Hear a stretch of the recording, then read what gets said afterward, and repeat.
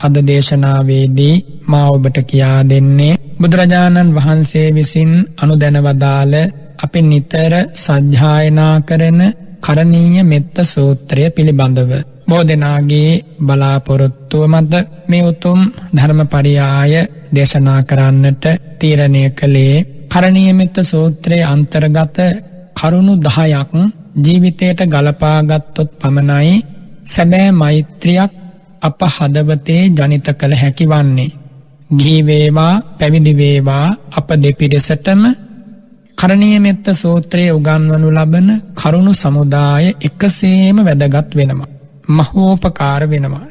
නිවන් සුවය කෙලවර කොට හැම සැනසීමක්ම ලබන්නට මේ කරණීය ධර්ම උපකාර වන නිසායි මේ උතුම් ධර්ම දේශනාවේදී ඒ පිළිබඳව දේශනා කරනු ලබන්නේ. හැමදෙනාම බොහොම සැදැහැසිත උපදවාගෙන යෝනිසෝ මනසිකාර්ය මුල් කරගෙන මේ ඇසෙන වචනයක් පාසා මෙනෙහි කරමින් බුදුරජාණන් වහන්සේගේ සිරිමුව මඩලින් වදාළ මේ ධර්මපරියාය හොඳින් අසා ජීවිතයට ගලපාගෙන මෛත්‍රී භාවනාමය කුසලය දියුණු කිරීම පිණිස කටයුතු කරයි කියලා මම බලාපොරොත්තු වෙනවා.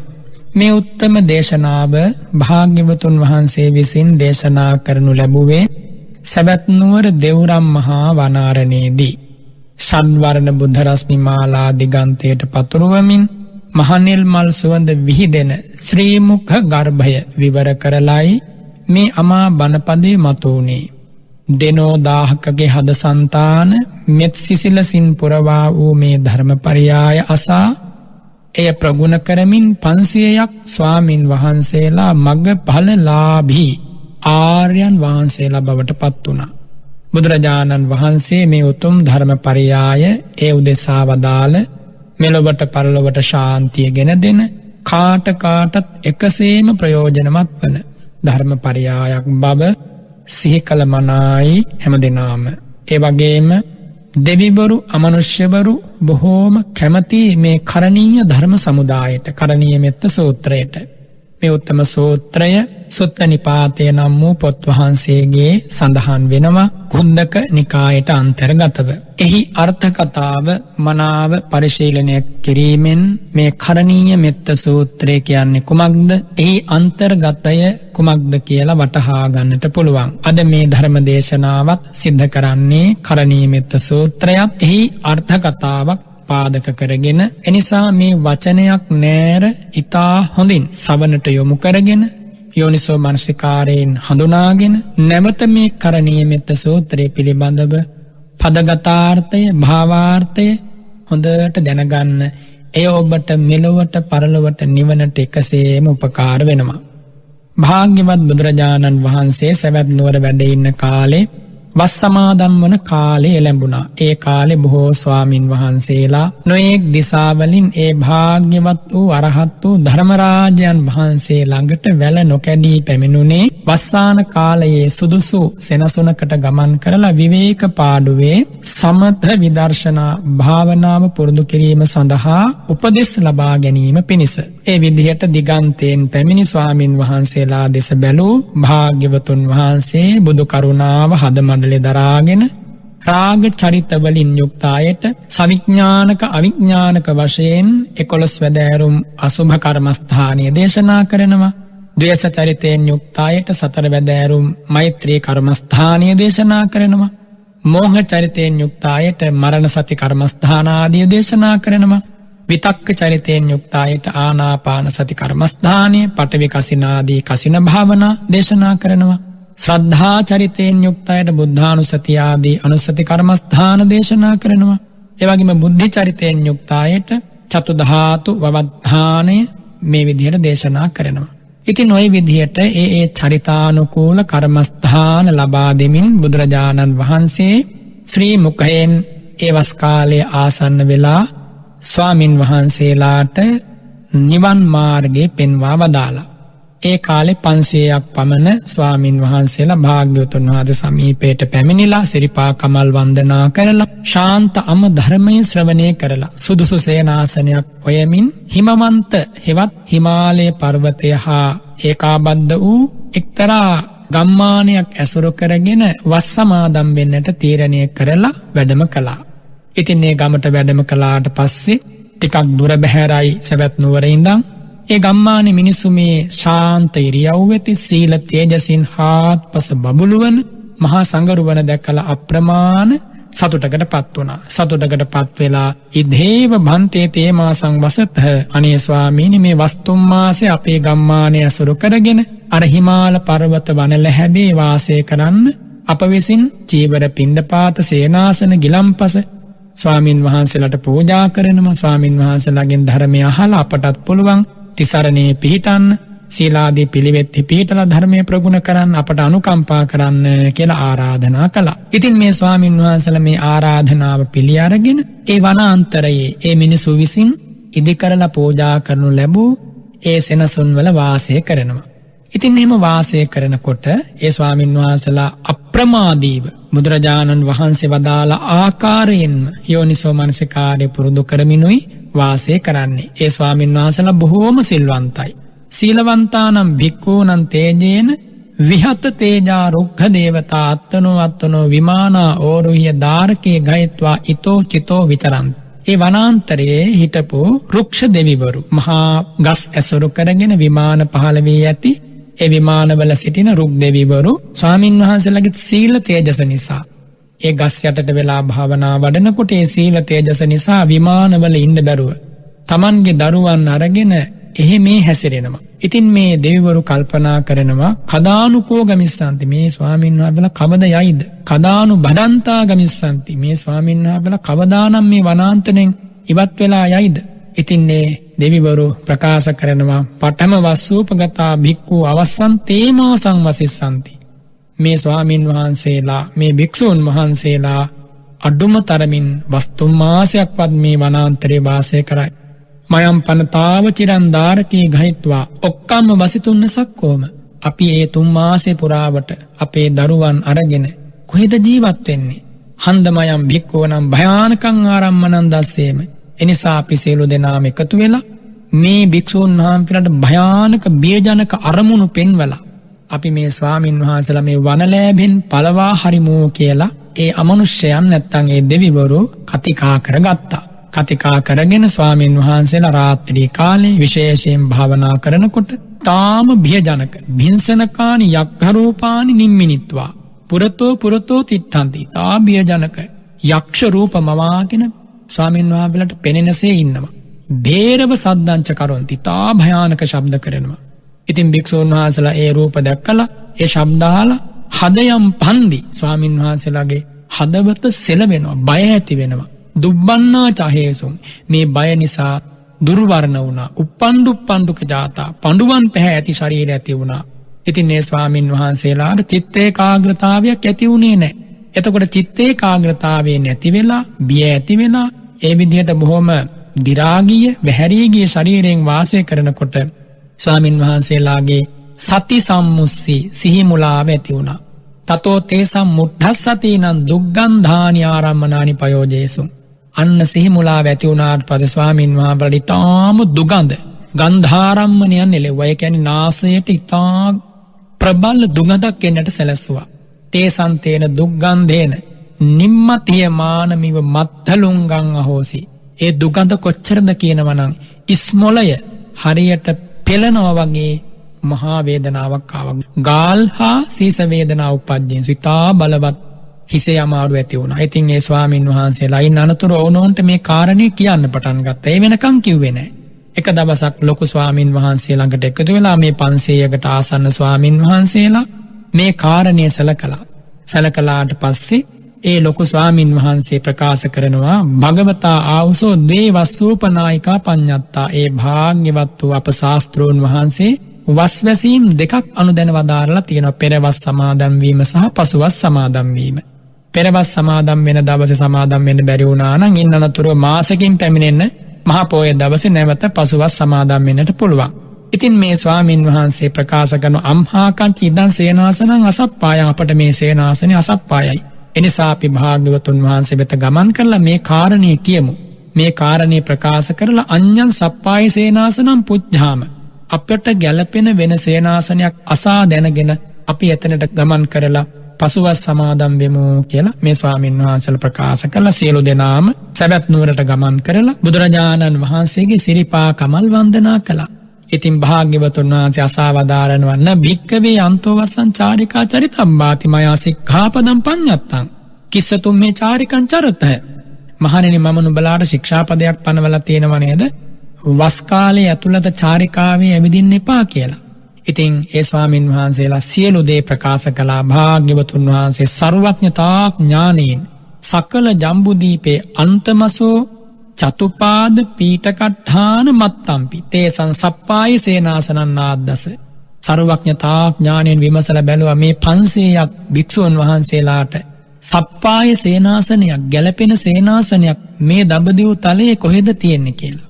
සෑම තැනකම විමසා බලනකොට වෙන කිසිම තැනක් පෙනුනේ නැහැ. බුදුරජාණන් වහන්සේ වදාරනවා න භික්කවේ තුම්හාකං අඤ්ඤං සප්පාය සේනාසනං අත්ථි. මහණෙනි නුඹලාට වෙන සප්පාය සේනාසනයක් නැහැ. තත්ථේව තුම්හේ විහරන්තා ආසවක්ඛයම් පාපුනිසත. මහණෙනි නුඹලා ඔය වස් සමාදම් වූ සේනාසනයේ මිදගෙන දිනක ආසවක්ෂය කර ඥානෙ නුඹලා උපදවා ගන්නවා. ගච්ඡත භික්කවේ එහෙනම් මහණෙනි නුඹලා එතෙන්ට යන්න. තමේව සේනාසනං උපනිස්සාය විහරත. ඒ වන ලැහැබම ඇසුරු කරගෙන නුඹලා වාසය කරන්න. සචේපන දේවතාහි අභයං ඉච්ඡත. නුඹලා මහණෙනි දෙවිවරුන්ගෙන් සහයෝගයේ බලාපොරොත්තු වෙනවා නම් නුඹලාගේ මහානදම් පිරීමට ඉමම් පරිත්තං උග්ගන්හත. මවිසින් දැන් දේශනා කරනු ලබන මේ පිරිත ඉගෙන ගන්න. ඒතං හිවෝ පරිත්තංච කම්මට්ඨානංච භවිස්සති. මේ ධර්ම පරයාය නුඹලාට ආරක්ෂක පිරිතක් වෙනවා.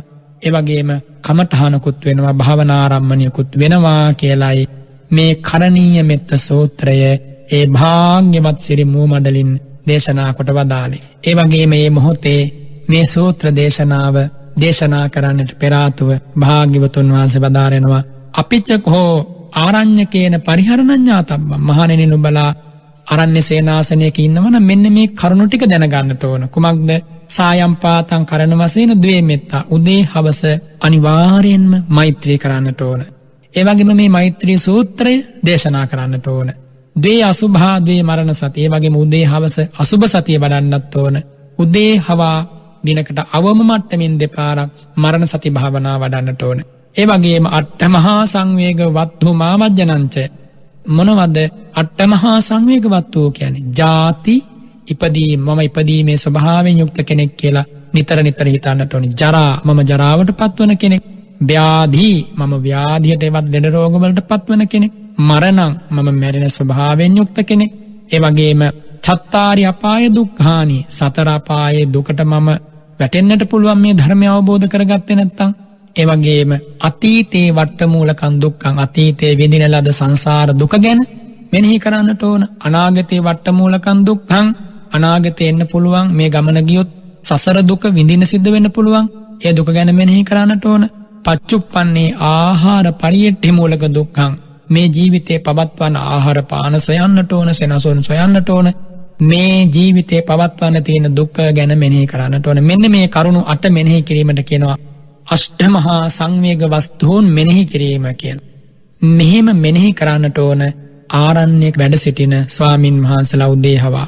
ඒ වගේම ආරණ්‍යක පමණක් නෙමෙයි මේ උතුම් ධර්මයේ ප්‍රගුණ කරන ග්‍රාමන්ත සේනාසන වේවා, අරණ්‍ය සේනාසන වේවා, කොතන වැඩ හිටියත් පැවිදි වේවා, ගිහි වේවා මේ අෂ්ඨමහා සංවේග වස්තුන් සිහි කරමින් සංවේගී උපදවා ගන්නට ඕන සසර ගමන ගැන, ජීවිතය ගැන. එහෙම සංවේගී උපදවා ගත්තොත් විතරයි විරාගී මනසක්, විතදෝසි මනසක්, විතමෝහි මනසක් ඇති කර ගන්නට ලැබෙන්නේ. ඉතින් මේ විදිහට බුදුරජාණන් වහන්සේ දේශනා කරලා මෙත්තත්හංච පරිත්තත්හංච විපස්සනා පාදක ධානත්හංච ඉදං සුත්තම භාසි. මෛත්‍රිය පිණිසත්, ආරක්ෂාව පිණිසත්, විපස්සනාවට පාදක ධානයක් එවත් විපස්සනා පාදක සමත භාවනාවක් වෙනුවෙනුත් මෙන්න මේ කරණීය මෙත්ත සූත්‍රය දේශනා කළා. ඒ සූත්‍ර දේශනාව ගැනයි අද ඔබට මේ සංක්ෂිප්ත විවරණය කරන්නේ. මේ දේශනාව බොහොම ගම්භීර දීර්ඝ දේශනාවක්. ඉතා සංක්ෂිප්තයෙන් මා දේශනා කළේ මේ අර්ථය මනාව ඉගෙන ගැනීම පිණිස. කරණීය මත්ථ කුසලේන යන්තං සන්තං පදං අභිසමිච්ච සක්කෝ උජුච සූජුච සුවාචෝ චස්ස මුදු අනතිමානී. මේක තමයි පළමු ගාථාව. මේ ගාථාවේ සරල අදහව තමයි ශාන්ත වූ නිවනට එළඹ වාසය කරනු කැමැත්තා වූ එවැගේම සීල සමාධි ප්‍රඥා සංඛ්‍යාත ත්‍රිශික්ෂා ප්‍රතිපත්තිය පිරීමෙහි දක්ෂ වූ භික්ෂුව විසින් සතර මාර්ග ඵල සංඛ්‍යාත යම් කළ යුත්තක් වේනම් එය ඒකාන්තයෙන් කළ යුතු වෙයි. ඒ වගේම ඒ භික්ෂුව චතුරාර්ය සත්‍ය අවබෝධෙහිලා දක්ෂ කෙනෙක් වෙනවා. ඒ වගේම තුන්වන ප්‍රධානාංගේ හෙවත් අසට්ඨෝ අමායාවී යථා භූතං අත්තානං ආවිකත්තා සත්හරිවා විඤ්ඤෝසුවා සබ්‍රහ්මචාරීසු කියන මෙන්න මේ කාරණෙන් සමන්නාගත වෙනවා. ඒ කියන්නේ ඍජු වෙනවා. කුමක්ද ඍජුයි කියන්නේ? තමන්ගේ ස්වභාවය කපටි නොවි වංක නොවි සබ්‍රහ්මචාරීන් වහන්සේලාට එකට ඉන්න ස්වාමින් වහන්සේලාට තමන්ගේ යථාව ස්වභාවය ගැන හෙළි කරනවා. පාප කර්ම කළ සංගවාගෙන ඉන්නේ නැහැ. එයයි ඍජු වීම කියන්නේ. උජු සූජූච කියලා කියන්නේ වඩාත් ඍජු වෙනවා ඒ කාරණේ. ඒ වගේම සුවච වෙනවා. ඒ කියන්නේ අවවාද පිළිගන්නා කෙනෙක් වෙනවා. ශාසන භ්‍රමචර්යාවේ ඉතා පහසුවෙන් යෙදෙන කෙනෙක් වෙනවා. මෘදු වෙනවා. ඒ වගේම ಜಾති ගෝත්‍රාදී වශයෙන් මාන ඇති කරගන්නේ නැහැ. මානේ නැති කෙනෙක් වෙනවා. අනතිමානී මානේ නැති කෙනෙක් වෙනවා. මෙන්න මේ කාරණය තමයි පළමු ගාථාවෙන් බුදුරජාණන් වහන්සේ දේශනා කරන්නේ.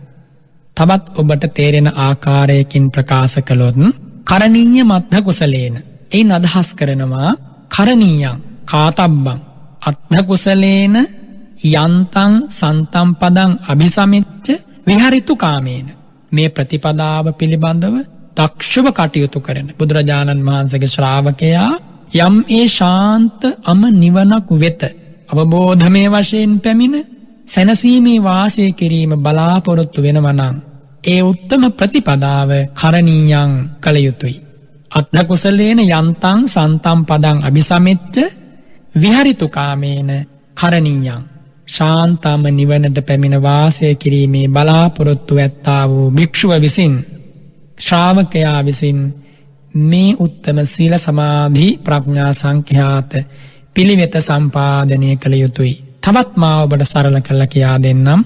කුසලේන ඒ කියන්නේ මේ ධර්ම මාර්ගෙහි කාරණා මනාව තේරුම් ගැනීමේ ඥානෙ හිමි දක්ෂයා විසින් යන්තං යම් ඒ සන්තම් පදං ශාන්ත පදයක් අபிසමෙච්ච අபிසමාගන්त्वा එහෙම නැත්නම් අවබෝධමේ වශයෙන් ප්‍රත්‍යක්ෂ කරගෙන විහරිතු කාමේන ඒ ආධ්‍යාරයි ඒ පදයේ තෙන්ට ගන්නට ඕන අර්ථ සම්පාදනය කරද්දී වාසය කරනු කැමැත්තා වූ භික්ෂුව විසින් අත්ථෝ ප්‍රතිපදාව අත්ථෝති පටිපදා මේ ප්‍රතිපදාව කරණීයං සම්පාදනය කළ යුතුයි.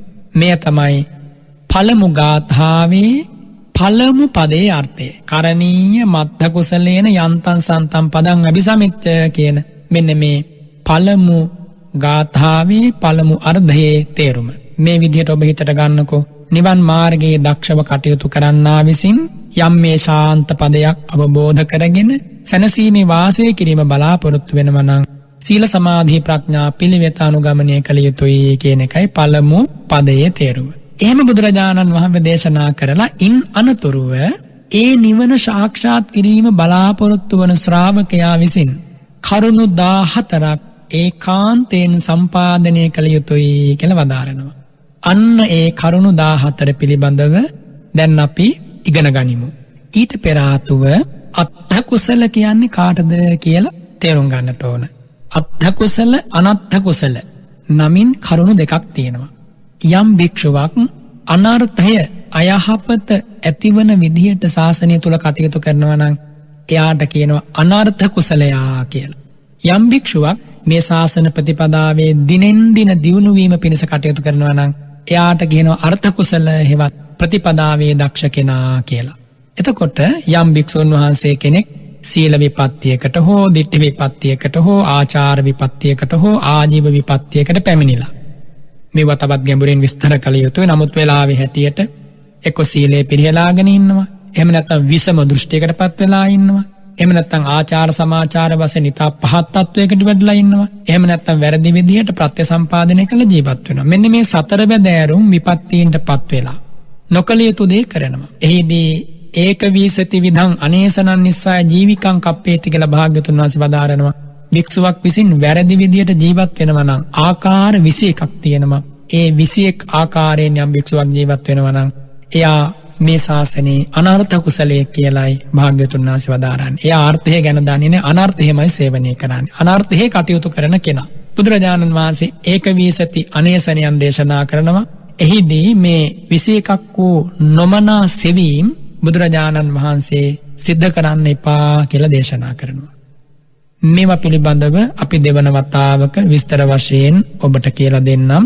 ඒ 21ක් වූ වේලු දාන, පත්ත දාන, පුප්ප දාන ආදී වශයෙන් සඳහන් කරන ඒ වැරදි දේවල් කළ යම් භික්ෂුවක් මේ ශාසනයේ චීවර පිණ්ඩපාත සේනාසන ගිලන්පස හොයනවා නම් එයා අනර්ථ කුසලයේ කියලායි භාග්‍යවතුන් වහන්සේ වදාරන්නේ. අත්ථ කුසල කියන්නේ කාටද?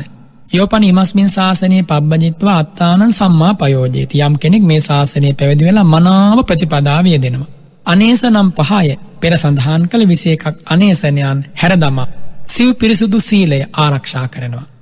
ඒ සිව් පිරිසුදු සීලය සම්පාදනය කරද්දී ශ්‍රද්ධාවෙන් ප්‍රාතිමෝක්ෂ සංවර සීලයත්, සතිය මුල් කරගෙන ඉන්ද්‍රිය සංවර සීලයත්, වීරිය මුල් කරගෙන ආජීව පාරිශුද්ධ සීලයත්, ප්‍රඥාවෙන් යුක්තව ප්‍රත්‍යසන්නිසිත සීලයත් සම්පාදනය කරලා ඒ ස්වාමින් වහන්සේ මේ ශාසනයේ දක්ෂ ලෙස පිළිවෙත් පුරනවා. අන්න ඒ කෙනාට කියනවා අත්ථ කුසලේන කියලා කිව්වේ ආන්නේ කෙනා. මේ ශාසන ප්‍රතිපදාවේ දක්ෂ කෙනා යම් ශාන්ත පදයකට පැමිණ වාසය කිරීම බලාපොරොත්තු වේ නම් මේ ප්‍රතිපදාවේ අප්‍රමාදීව වැඩ කළ යුතුයි. ආන්නේකයි අත්ථ කුසල කියලා බුදුරජාණන් වහන්සේ වදාරන්නේ. ඊළඟට භාග්‍යවතුන් වහන්සේ වදාරනවා මේ අත්ථ කුසල නම් වූ ස්වාමින් වහන්සේ නැත්තම් ශ්‍රාවකයා ඉන් අනතුරුව කරුණු 14ක පිළිටන්නට ඕන. සක්කෝ උජෝච සෝජෝච සුවච්ච මුදු අනතිමානී කියලා පළවන ගාථාවේ දෙවන පදයේ ඒ සුදුසුකම් 6ක් භාග්‍යවතුන් වහන්සේ දේශනා කරනවා. සක්කෝ කියන්නේ කුමක්ද? සක්කෝ අස්ස දක්ෂ කෙනෙක් වෙනවා.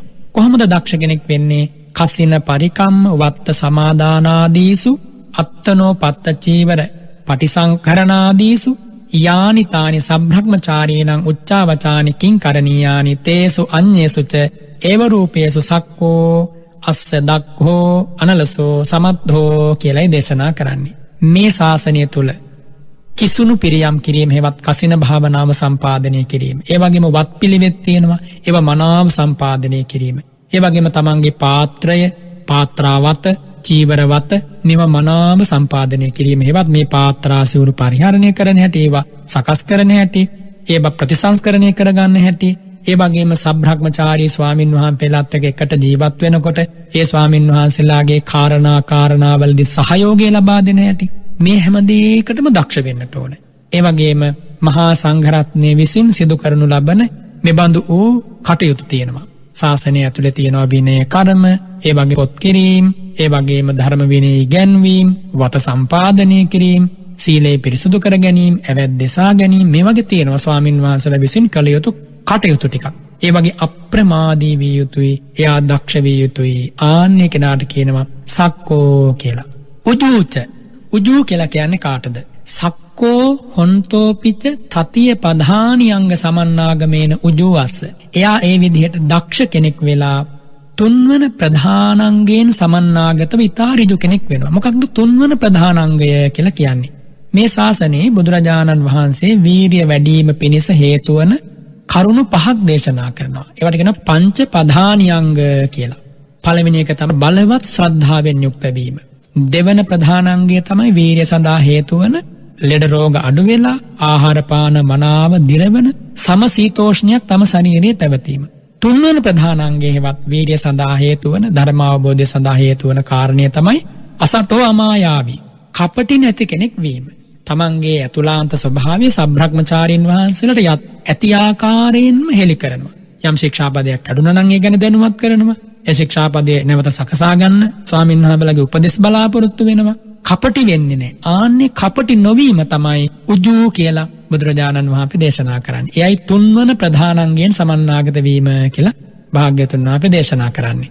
ඊළඟට භාග්‍යවතුන් වහන්සේ දේශනා කරනවා උජ්ජු හොන්තෝපිච සකින් උජුභාවේන දහර කාලේවා උජුභාවේන සන්තෝසං අනාපජ්ජිත්වා යාව ජීවං පුනප්පුනං අසිතිල කරණේන සුට්ඨු තරං උජුවස්ස කියලා. මේ ඍජු වෙනවා කියලා කියවහම අවස්ථාවකදී දෙකකදී ඍජු වෙලා අනික් තැන්වල කොහොන් වංක ප්‍රතිපදාවේ හැසිරෙන්නේ නැහැ. ජීවිතය ඇති තාක්ම යාව ජීවං නැවත නැවත සෑම කටයුත්තකම ඊතා හොඳින් අවංක භාවය රැක ගන්නවා. එසේ නැවත නැවත ඊතා හොඳින් අවංක භාවය රැක ගැනීමට කියනවා සූජූ කියලා. අමායාවිතාය සූජූ. ඍජු භාවය නැවත නැවත සම්පාදනය කරනකොට යා සූජූ වෙනවා. එහෙම නැත්නම් වඩාත් ඍජු කෙනෙක් වෙනවා. මේ විදිහට බුදුරජාණන් වහන්සේ වදාරනවා අසන්ත ගුණස්සවා අනාවීකරණේන උජු. Tamanගේ නැති ගුණ කියන්නේ නැහැ කිසිදාක භික්ෂුවක්. ඒ වගේ නැති ගුණ නොකීම නිසාමයි භික්ෂුවක් උජු නම් වූ ගුණයෙන් යුක්ත වෙන්නේ. අසන්ත ගුණේන uppannassa ලාභස්ස අනධීවාසනේන සුහුජු. Tamanගේ නැති ගුණ ගැන යම් ගිහි කෙනෙක් පැහැදිලා සිව්පසය පූජා කරනවා. ඒවා බාරගන්නේ නැහැ. බලන්න කොච්චරනම් ඍජු වෙන්නට ඕනද මේ ප්‍රතිපදාවේ. සමහර විට ගිහි ඇත්තෝ ස්වාමීන් වහන්සේලා දිහා බලලා මේ ස්වාමීන් වහන්සේ මගපරලාභී කෙනෙක් වෙන්න ඇති. ආදී වශයෙන් සිතට අරගෙන සිව්පසය පූජා කරනවා. භික්ෂුව දැනගත්තොත් මේ ගිහි ඇත්තෝ මං ගැන වරදවා තේරුම් අරන් තින්නේ මම මාර්ගඵලලාභියෙක් කියලා හිතාගෙන ඉන්නවා කියලා. භික්ෂුව තේරුම් ගත්තොත් ඒ ලැබෙන සිව්පසය පිළිගන්නේ නැහැ. ඒ පිළි නොගැනීමමයි සූජෝ කියලා කියන්නේ. බලන්න කොච්චරනම් මේ ශාසනය ගමන් කරන ස්වාමීන් වහන්සේ අහිංසක කෙනෙක් වෙනවද? අවංක කෙනෙක් වෙනවද? එනිසා දැන් ඔබට වැටහෙන්නට ඕන උජ්ජු සූජෝ කියන පද දෙකේ තේරුම. ඒ ලක්ෂණ දෙක ගිහි වේවා පැවිදි වේවා අපි දෙපිරිසගේම එකසේ පිහිටියොත් තමයි මේ නිවන් මාගේ සැනසීම ඔබට ලබා ගන්න පුළුවන් වෙන්නේ. ඊළඟට සුවචෝ චස්ස මුදුවනතිමානි. සුවචෝ කියන්නේ කුමක්ද? යෝහි පුග්ගලෝ ඉදං කත්තබ්බන්ති වුත්තෝ කින්තේ දිඨං කින්තේ සුතං කෝමේ සුත්වා වදසි. යම් භික්ෂුවකට වැඩිහිටි ස්වාමීන් වහන්සේ කෙනෙක් අවවාද ලබා දෙනවා. එවත්නි ඔබ මේ වැඩේ කරන්න එපා. මේක ගැලපෙන්නේ නෑ ඔබට. ඒ විදිහට අවවාද කරනකොට යම් භික්ෂුවක් අහනවා ඔබ වහන්සේ මොනවද දන්නේ? ඔබ වහන්සේ දැක්කේ මොකක්ද? ඔබ වහන්සේ ඇහුවේ මොකක්ද? කාගෙන් අහලාද ඔහොම මට කියන්නේ? මගේ ආචාර්යයන් වහන්සේ උපාධ්‍යායන් වහන්සේත් එක්ක ඔබ වහන්සේ හිතවත්ද? ආදී වශයෙන් පෙරලා ප්‍රශ්න අහනවා. එහෙම නැත්නම් තුන්හි භාවේනවා තං විහෙසේති. අහපු ප්‍රශ්නෙට උත්තර නොදී ඒ වැඩිහිටි ස්වාමීන් වහන්සේව වෙහෙසටපත් කරනවා. එහෙමත් නැත්නම් සම්පටිච්චිත්වාවා නතතහා කරෝති. අවවාදයේ පිළිගන්නව හැබැයි පිළිපදින්නේ නැහැ. ආන්‍යයාට කියන්නේ දුර්වචයා කියලා. දුබ්බච කෙනා, කීකරු නැති කෙනා. මේ ධර්මයේ උගන්වනවා සෝ විශේෂාධි ගමස දූරේ හෝති. ඒ පුද්ගලයාට මේ ශාසනයේ පුබ්බේනාපරං විශේෂං ඉන්න තැනට වඩා දියුණුවක් නම් කවදාකවත් ලබන්න බැ. ඉන්න තැනින් පිරිහෙනවා. එහෙම නැතුව යම් භික්ෂුවක් අවවාද අනුශාසනා කරද්දී සාදු භන්තේ සුට්ඨමුත්තානේ ස්වාමීනි කොච්චරනම් හොඳයිද? අත්තනෝ වජ්ජන්නාම දුද්දසං හෝති. තමන්ගේ වැරද්ද තමන්ට පේන්නේ නෑනේ. පුනපිමං එව රූපං දිස්වා වදියාත.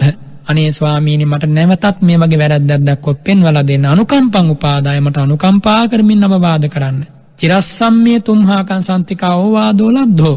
අනේ බොහෝ කාලෙකින් මට මේ වගේ අවවාදයක් ලැබුණේ කියලා අවවාද කරනකොට බොහෝම සුවච වෙලා කීකරු වෙලා ඒ අවවාදේ පිළිගන්නවා.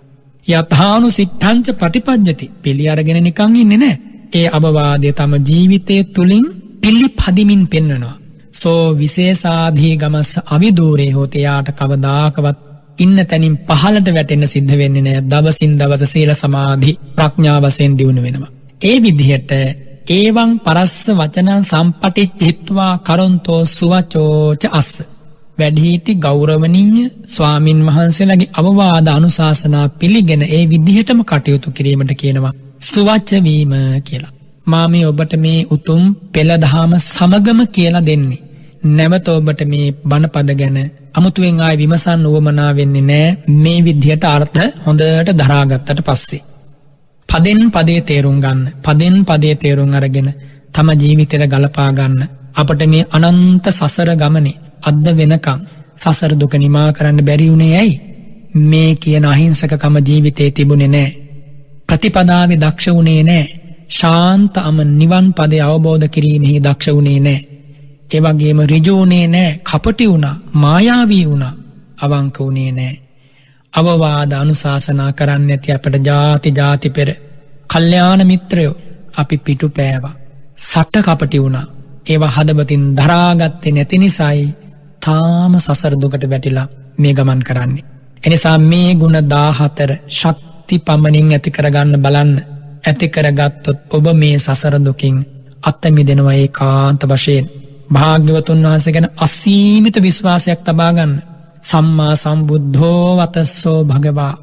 ඒ භාග්‍යවතුන් වහන්සේ කාන්තෙන් සම්මා සම්බුද්ධයි. එහිලා මට කිසිම සැකයක් නෑ කියන මේ අව්‍යාජ හැඟීම හද මඩලේ ගලේ කොටපු අකුරක් වගේ ඇති කරගන්න වටිනවා. බලන්න බුදුරජාණන් වහන්සේගේ බුද්ධ වචන මොනතරම් පිවිතුරුද, පිරිසිදුද, සාන්තද, සුන්දරද, අමලද, නිමලද. මෙච්චර උත්තම ධමයක් ලැබිච්ච වෙලාවේ ප්‍රමාද වෙන්න එපා. මේ ගුණ ධර්ම සමුදාය තිරිසන් සතෙකුට ඇති කරගන්න බෑනේ. තිරිසන් සතෙකුට පුළුවන් ද සක්කෝ කියන ගුණය ඇති කරගන්න? තිරිසන් සතෙකුට පුළුවන් ද උජු සූජු සුවච කියන ගුණය ඇති කරගන්න?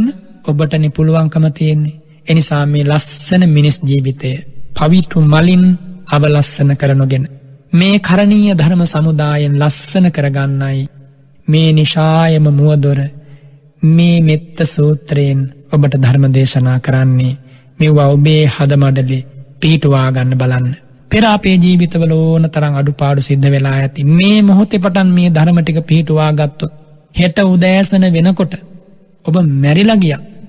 මේ පිවිතුරු ධර්මානුහසින් ඔබ සුගතියක හෝ ඉපදිලා මේ භව ගමන නිමා කරනවා. එනිසා මේ ධර්ම සමුදාය හදවතේ පිහිටුවාගෙන එක රාත්‍රියක් ජීවත් වුණත් ඇති.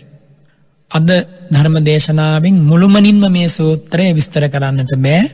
හැකිතාක් විස්තර කරනවා. ඒ විස්තරය නැවත නැවත පටිගත කරගෙන ශ්‍රවණය කරන්න, ලියාගෙන හොඳට අධ්‍යයනය කරන්න, හිතට ගන්න. මේ කරණීය ධර්ම පරියාය වද මනාව ධාරණය කරගත්තොත් නිවන් මගේ ගමන් කරන ඔබට මහෝපකාර වෙනවා. බුදුරජාණන් වහන්සේගේ ධර්මය ස්වාක්ඛාතයි, සන්දිට්ඨිකයි, ඒකාන්තයෙන් අකාලිකයි. මේ දහමට ඕනෑම කෙනෙකුට ආරාධනා කරන්නට පුළුවන්. ඇවිල්ලා බලන්න කොච්චර නම් ශ්‍රේෂ්ඨද මේ දහමේ ඔබත් විඳින්න කියලා සුහදව මෛත්‍රී පූර්වාංගම මනසකින් වදන් වැලකින් ආරාධනා කරන්නට පුළුවන්. භාග්‍යවතුන් වහන්සේ කාගෙත් ශාස්ත්‍රූන් වහන්සේ අභීතව ප්‍රකාශ කරන්න. භාග්‍යවතුන් වහන්සේ ජාති කුල මල භේද සලකලා නෙමෙයි මේ අමා ධර්මයේ දේශනා කළේ. දෙවියොත් සැනසෙව්වා දහමින්, බ්‍රහ්මයොත් සැනසෙව්වා දහමින්, මිනිසුන්ගේ හදවතින් හදවත දහම් සුවයා කළා. බලන්න කොච්චරනම් නිහතමානී, උත්තම, පූජනීය, ශාන්ත, සුන්දර හද මඩලක්ද ඒ භාග්‍යවතුන් වහන්සේට තිබුණේ. ඒ හද මඩලෙන් උතුරා මෙත්තම ධාරාවෙන් ඔබ හදවත සනහා ගන්න. කරුණාම ධාරාවෙන් ඔබ හදවත සනහා ගන්න. මුදිතා අම ධාරාවෙන් ඔය ජීවිතය සුවපත් කරගන්න. ශාන්ත බ්‍රහ්ම විහාර ධාරාවෙන් ඔබේ ජීවිතය සුවපත් කරගන්න ඔබට පුළුවන්. ඔබ පින් ඇති කෙනෙක්, ඔබ ගුණ ඇති කෙනෙක්, ඔබ ලස්සන මිනිස් ජීවිතයකට ආපු කෙනෙක්. අහෝ ඔබ මේ මහ පොළවේ ජීවත් වන වටිනාම ධනයට හිමිකම් කියන කෙනෙක්. කුමක්ද ඒ ධනය? ශ්‍රද්ධාව නම් වූ ධනය. ඔබට තියෙනවා තිසරණේ නම් වූ පිහිට. ඔබට තියෙනවා ලෝකෙන් මිල කරන්න බැරි මාණික්‍ය රත්නේ උරුමය. ඒ භාග්‍යවතුන් වහන්සේ යංකින්ච විත්තං ඉදවා හුරං වාසග්ගේ සුවායන් රතනම් පනීතං නනෝ සමං අත්ති තථාගතේන. මේ ලෝකේ නෑ බුදුරජාණන් වහන්සේ හා සම රතනයක්. ඒ උත්තම රතනය හදවතින් දරා සිටින ඔබ හැඬිය යුතුද? වැළපිය යුතුද? ශෝක කළ යුතුද? පසුතැවිය යුතුද? කනගාටුවට පත්විය යුතුද? සන්තාපයට පත්විය යුතුද? එසේ පත්විය යුතු නෑ. ඔබට මෙච්චර අමල නිධානයක් ලැබිලා තියෙද්දි ඔබ සතුටින්ම ජීවත් වෙන්න. එක්ක නිමේෂයක් තත්පරයක් ජීවත් වුණත් සෑහෙනවා ඒ සතුට සමග. උත්තම රතනයේ හිමිකම ලැබූ, උත්තම ධනයේ හිමිකම ලැබූ, උත්තම උරුමයේ හිමිකම ලැබූ, උත්තම ශාන්තියේ හිමිකම ලැබූ ඔබවන් කෙනෙක් මේ උත්තම දහමේ හැසිරෙනකොට කොච්චර ලස්සනයිද ඔබේ ජීවිතය. එනිසා මොහොතකටවත් එපා මේ ශාසන ප්‍රතිපදාවෙන් ඉවත් වෙන්න. නිමේෂයක්වත් එපා ඔය හදවතේ වෛරයට, ද්වේෂයට, රාගයට, මෝහයට, පාපයට ඉඩ දෙන්න. ප්‍රතාපවත් වූ තේජවන්තෝ ශෛලමේ පර්වතයකින් ජල ධාරාවක් ගලාගෙන එනවා. සිසිලසයි, සුන්දරයි, ප්‍රණීතයි. ඒ ජල ධාරාව රැලි තරඟ නංවමින් මද පවනින් ඇලලී යමින් ගලා බසිනවා. මොකක් මේ ජල ධාරාව? බුදුරජාණන් වහන්සේගේ ශ්‍රී සද්ධර්මය නම් වූ අමාධාරාව. ඒ අමාධාරාවට ඕනෑම කෙනෙකුට ඇතුල් වෙන්න පුළුවන්. සුතිත්තං, ඒ අමාධාරාවට ඇතුල්වීම පිණිස මනා තොටුපොළවල් ඕනම තැනකින් බැසගන්නට පුළුවන්. බියනෑ, සැකනෑ, සංකානෑ. ඒ බුදුරජාණන් වහන්සේගේ දහම් ධාරාවෙන් හදවත නිවාගෙන සුවපත් කරගෙන නිර්වාණය නම් වූ ශාන්තම සාගරයට ඔබ ජීවිතය ඒකාන්තයෙන් ප්‍රවේශ වෙනවා. අවබෝධමය වශයෙන් ප්‍රවේශ වෙනවා. එනිසානි ආනන්ද මහා ධර්ම භණ්ඩාගාරික ස්වාමින් වහන්සේ තම සිරිමුව මඩලින් වදාලේ දස බල සේලප්පභවා නිබ්බාන මහා සමුද්ද පරියන්තා අට්ඨංග මග්ග සලිලා ජිනවචන නදී චිරං වහතෝ කියලා. මේ ගාථාව ලියාගෙන හැමදාම දෑත නළලේ තබා සජ්ජායනා කරන්න. දස බල සේලප්පභවා නිබ්බාන මහා සමුද්ද පරියන්තා අට්ඨංග මග්ග සලිලා ජින වචන නදී චිරං වහතු. මේ උතුම් ගාථාව හැමදාම ප්‍රාර්ථනාවක් ඇටියට සජ්ජායනා කරන්න. මේ උත්තම බුදු සසුන බොහෝ කලක් පවතීවා. බොහෝ දෙනාට සැනසුම් සුවය ලැබේවා. හැම දෙනාගේ හදවත් මෙත් සිසිලසින් පිරීයේවා. සම්බුදු ගුණ අම මිහිරෙන් ලෝ සතුන් සුවපත් වේවා කියලා හිතන්න පුළුවන්නේ. බුදුරජාණන් වහන්සේගේ මේ මధుර මනෝහර ශාන්ත අමා ධර්මය අහෝ මොන තරන්නම් ලෝ සතුන්ට ශාන්තියක්. එනිසා ඔබ ඒ විදිහට උදේ හවා හිතමින් සුවච්ච කෙනෙක් වෙන්න මේ හැම්ම බණ පදයක්ම ජීවිතයට ගලපා ගන්න බලන්න. මේ ස්වාමින් වහන්සේලා දේශනා කරන්නේ ඔබ කෙරෙහි බොහෝම කරුණාවෙන් මෛත්‍රියෙන් ඔබ මේ දහමේ සුව ජීවිතේ ලබාවී කියලා. ඊළඟට භාග්‍යවතුන් වහන්සේ වදාරනවා මුදු අස්ස, මුදු කෙනෙක් වෙනවා. මුදූති, මොකක්ද මුදු කෙනෙක් කියලා කියන්නේ? මුදූති ගහට්ටේහි දූත ගමන පහින ගමනාදීසු නියුජ්ජමානෝ තත්ත මුදු භාවං අකත්වා තද්ධෝ හුත්වා වත්ත පටිපත්තියං සකල බ්‍රහ්මචරියේච මුදු අස්ස සුපරි කම්ම කත සුවන්නං විය තත්ත විනියෝගක්ඛමෝ. අන්න එහෙමයි භාග්‍යතුන් වහන්සේ දේශනා කරන්නේ. ගිහියැත්තෝ ඇතැම් විට නොදන්නා කම නිසා ස්වාමින් වහන්සේලාත් එක්ක වැරදි දේවල් සිද්ධ කරනවා. සමහර විට ගිහියැත්තෝ කියනවා ස්වාමින් වහන්සේලාට අපට අසවල් වැඩේ කරලා දෙන්න, අපේ මේ පණිවිඩය අරගෙන යන්න. ඒ විදිහට ප්‍රකාශ කරනවා. ඒ වගේ දේකදී ස්වාමින් වහන්සේ කෙනෙක් මෘදු විය යුතු නැහැ. ඒ වගේ තැනකදී ඍජු විය යුතුයි. ඒ වගේ තැනකදී ගිහි කෙනෙක් වැරද්දක් කරනකොට වළක්වන්නට ස්වාමින් වහන්සේ කටයුතු කරන්නට ඕන. අනේ මේ ගිහියැත්තාගේ හිත රිදෙනවනේ, අනේ මේ ගිහියැත්තා මා ගැන අපහදීනේ, එහෙම හිතලා හරියන්නේ නැහැ. මනාව කාරණේ තෝරා දෙන්නට ඕන. අන්නේ වගේ තැනකදී ටිකක් දැඩිවීමත් මේ උතුම් ප්‍රතිපදාවේ මෘදුවීමක් කියලායි භාග්‍යතුන් වහන්සේ දේශනා කරන්නේ. ඉතින් ඒ නිසා ගිහියැත්තෝ වේවා, ලොකු ස්වාමින් වහන්සේලා යටතේ ඉන්න පොඩි ස්වාමින් වහන්සේලා වේවා, යම් වැරැද්දක් සිද්ධ කරනකොට ඒ වගේ අවස්ථාවකදී මනාව තෝරා පහදා දෙන්නට ඕන.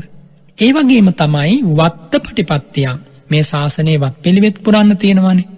මේ සීල සමාධි ප්‍රඥා වඩනකොට ස්වාමින් වහන්සේලා ඒ ප්‍රතිපදාව තුළ මුළු බ්‍රහ්මචර්යාවේදීම ශාසන බ්‍රහ්මචර්යාව තුළදී ඊටා මෘදුව, ඒක පීඩාවක් කරගන්නේ නැතිව මේ බ්‍රහ්මචර්යාව ආරක්ෂා කරනවා. පිළිවෙත් වත් පිළිවෙත් පීඩාවක් කරගන්නේ නැහැ. අනේ බොමලු අමදින්න තියෙනවානේ, චෛත්‍ය වත කරන්න තියෙනවානේ, බුදුමැදුරේ වත කරන්න තියෙනවානේ, සංඝරත්නයට වත් කරන්න තියෙනවානේ, ජනතාගාර ආගන්තුක සේනාසන වත තියෙනවානේ. මේවා හැමදාම කරන්න වෙනවා. හැමදාම අමදින්නට ඕන, හැමදාම මල් පූජා කරන්න ඕන, හැමදාම පහන් පිරිසුදු කරන්න ඕන, හැමදාම දානශාලාව අමදින්න ඕන. මෙහෙම හිතලා හරියන්නේ නැහැ. එසේ නොහිතා ඒවා බරක් පීඩාවක් කර නොගෙන සම්පාදනය කිරීමටයි මෘදුවීම කියලා කියන්නේ. හරියට මනාව පෙරාගන්නාලද රත්තරං ඕනෑම භාණ්ඩයක් සකස් කිරීම පිණිස සුදුසු යන්නේ වගේ මේ ශාසනයේ ජීවත් වන ස්වාමින් වහන්සේ මේ පිළිවෙතෙහි මනාව දක්ෂ වෙන්නට ඕන. එයයි මෘදුවීම කියලා කියන්නේ. ප්‍රතිපදාව තුළ කුටිල නොවී, කම්මැලි නොවී, දැඩි නොවී, හිතුවක්කාර නොවී කටයුතු කරන්නට ඕන. දැන් මේවා හෙද්දි ගිහියත්ව කොහොමද කල්පනා කරන්නේ? ගිහියත්වොත් හිතන්නට ඕන මේ ප්‍රතිපදාවේ උදේ පාන්දර අවදි වෙලා පැයක් හමාරක් භාවනාවක යෙදීම, බුදුරජාණන් වහන්සේගේ සිරිපාභියස මල්දෝතක් පිදීම, උයා පිහා ගන්නා දෙයකින් භාග්‍යවතුන් වහන්සේට දාන වේලක් පූජා කිරීම, මෙව්ව බරක් කරගන්න එපා. බොහොම පහසුවෙන් බොහොම සැහැල්ලුවෙන් කරන්න, වමනාවෙන් කරන්න. ඒ වගේම රාත්‍රී කාලයේත් හවස් කාලයේත් භාග්‍යවතුන් වහන්සේ වෙනුවෙන් භාග්‍යවතුන් වහන්සේගේ අනන්ත ප්‍රඥාව සිහි කරගෙන පහනක් දැල්වලා සුවඳ ටිකක් පූජා කරලා, පිවිතුරු මල් දෝතක් පූජා කරලා, පැන් ගිලම්පස ටිකක් පූජා කරලා, වන්දනාවක් කරලා, පිරිස් සූත ටිකක් සජ්ජායනා කරලා පැයක් හමාරක් භාවනාවක යෙදෙන්න කාටත් හැකියාව තිබිය යුතුයි. කවුරුත් මැරෙනවනේ. එනිසා හැමදෙනාට මේ අවස්ථාව ජීවිතවල හදාගන්න. අනිත් හැමදේටම වෙලාව තියෙනවා. මේ උත්තම ප්‍රතිපදාව පුහුණු කරන්න වෙලාවක් නැහැ කියලා කෙනෙක් කියනවනම් එයා මේ දහමේ දක්ෂ කෙනෙක් නෙමෙයි. අර සක්කෝ කියපු ගුණේ යාගෙන, උජ්ජු කියපු ගුණේ නැහැ, සූජු කියපු ගුණේ නැහැ, සුවච කියන ගුණේ නැහැ. ඒ මුල් ගුණ හතර තිබුණොත් තමයි මේ මෘදු කියන ගුණය පිහිටන්නේ. එහෙනම් ප්‍රතිපදාවේ දක්ෂ වෙන්න, කපටි වෙන්න නැතුව අවංක වෙන්න, වඩාත් අවංක වෙන්න, කියන දේ හොඳින් අහගෙන ඉඳලා පිළිපදින්න. එතකොට මේ ප්‍රතිපදාව ඔබට බරක් වෙන්නේ නැහැ. ඔබට පුළුවන් ඉතා ගෞරවයෙන් පිළිපදින්න. ස්වාමින් වහන්සේ නමක් නම් ආදරයෙන් මේ ප්‍රතිපදාවේ දෙන්න. මේ උත්තම පැවිදි ජීවිතය අනේ මට ලැබුණා. කල්ප කෝටි ගණනකින් හිමි වෙච්ච ජීවිතය ලැබුණා. ගිහි ජීවිතවලින් අයින් වෙලා ලස්සන පැවිදි ජීවිතයක් ගත කරන්න ලැබුණා. මා රකින්න සීලය ශික්ෂාපද කෝටි ගණනකින් යුක්තයි. දෙවියෝ පවා සාදුකාර දෙනවා. බලන්න මේ හුදකලා ජීවිතයේ තියෙන රමණීය භාවය. කිසි පරිබෝධයක් නැහැ. හිතට ගතට පීඩාවක් නැහැ. ශාන්තයි, සුන්දරයි. මෙහෙම හිතනකොට ස්වාමින් වහන්සේ කෙනෙකුට මේ ප්‍රතිපදාව අප්‍රිය වෙන්නේ නැහැ. දවසින් දවස ප්‍රිය වෙනවා. අනේ මට ಜಾති පැවිදි ජීවිතම හිමි වේවා කියන අදහස මේ ප්‍රතිපදාවේ ගමන් කරන ස්වාමින් වහන්සේලාට ඇති වෙනවා තම හදවතේ. එනිසා ස්වාමින් වහන්සේලා එහෙම කටයුතු කරනකොට මේ පොළොව තලයට, ගහකොළට, ඉරහඳට මේ ස්වභාවික පද්ධතියට පවා ඒක ආශිර්වාදය. කලට වැසි අකලට නෑ වහින්නේ. භවභෝග මනාව පැසේවි, නොමනාව පැසෙන්නේ නෑ. රට රජු ධාර්මික වෙනවා, මිනිසුන්ගේ හිත් යහපත් වෙනවා. මේ මෛත්‍රී අනුහස අප්‍රමාණයි. එනිසා එක හදවතක මෙත් සිසිලස, මෙත්තම ධාරාව පැන්නගුණොත් හදවත් කීයක් සුවපත් වෙනවද? බලන්න.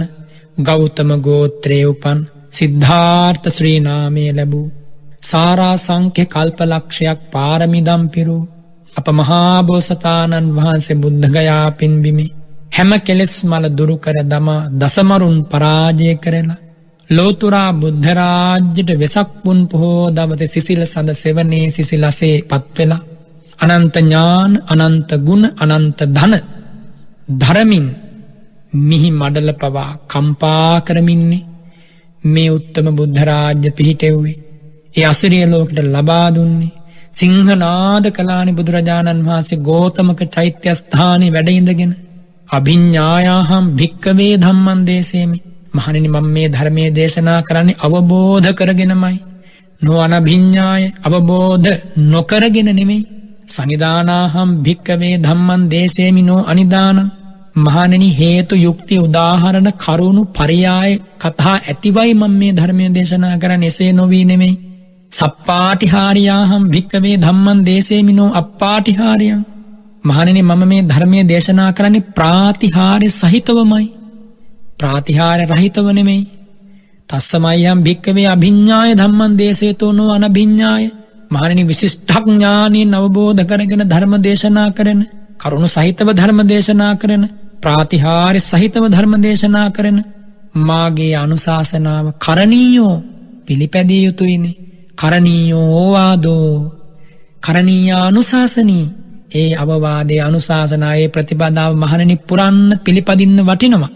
අලංච පනවෝ තුට්ඨියා මහණෙනි නුඹලාගේ සතුටට නුඹලාගේ සැනසීමට අලං සෝමනස්සාය නුඹලාගේ ප්‍රීතියට මේ ශාසනය මේ ප්‍රතිපදාව ප්‍රමාණවත්නේ නුඹලාට පුළුවන්නේ මහණෙනි සම්මා සම්බුද්ධෝ භගවා කියලා හිතන්න ස්වාක්ඛාතෝ ධම්මෝ ධර්මයේ ස්වාක්ඛාතයි කියන මේ කරුණ ප්‍රතිවේධ කරගන්න නුඹලාට පුළුවන් සුපටිපන්නෝ සංඝෝ සංඝරත්නේ සුප්‍රතිපන්නයි කියලා හිතන්න පුළුවන් මෙන්න මෙහෙම දේශනා කළා බුදුරජාණන් වහන්සේගේ මේ දේශනාව අවසන් වෙද්දී මේ ප්‍රතිඥාව අවසන් වෙද්දී ඉමස්මින්ච පන වෙය්‍යාකරණස්මින් භඤ්ඤමානේ සහස්සී ලෝක ධාතු අකම්පිත්ත දස දහසක් පොළෝ තල දස දහසක් සක්වා වලලු කම්පා වුණා. ඇයි කම්පා වුණේ? ස්වාමීනි භාග්‍යවතුන් වහන්සේ සම්මා සම්බුද්ධයි කියලායි කම්පා වුණේ.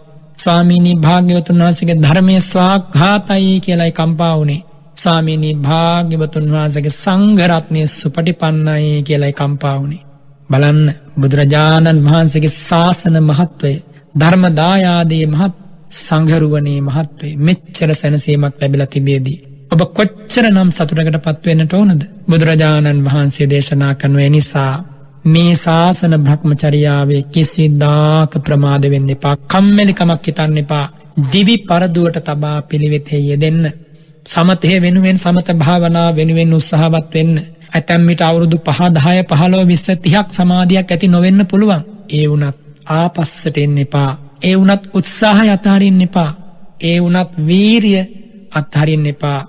අවුරුදු 20ක් හරි 30ක් හරි ගත වෙලා සමාධිය උපදිනවා සත්‍යයි. මේ ජීවිතේ නැත්තම් ඊළඟ ජීවිතේ හරි සමාධියක් පහළ කරගන්න මේ ප්‍රතිපදාව හිස්වන්නේ නැහැ, උපකාර වෙනවා. එනිසා උවමනාවෙන් ප්‍රතිපදාවේ දෙන මෘදු කෙනෙක් වෙන්න මේ පිළිවෙත සම්පාදනය කිරීම විශේෂයි. හැබැයි අකුසලයට මෘදු කෙනෙක් වෙන්න එපා. කුසලයට නම්‍යශීලී වෙන්න එපා මොනම මොහොතකවත්.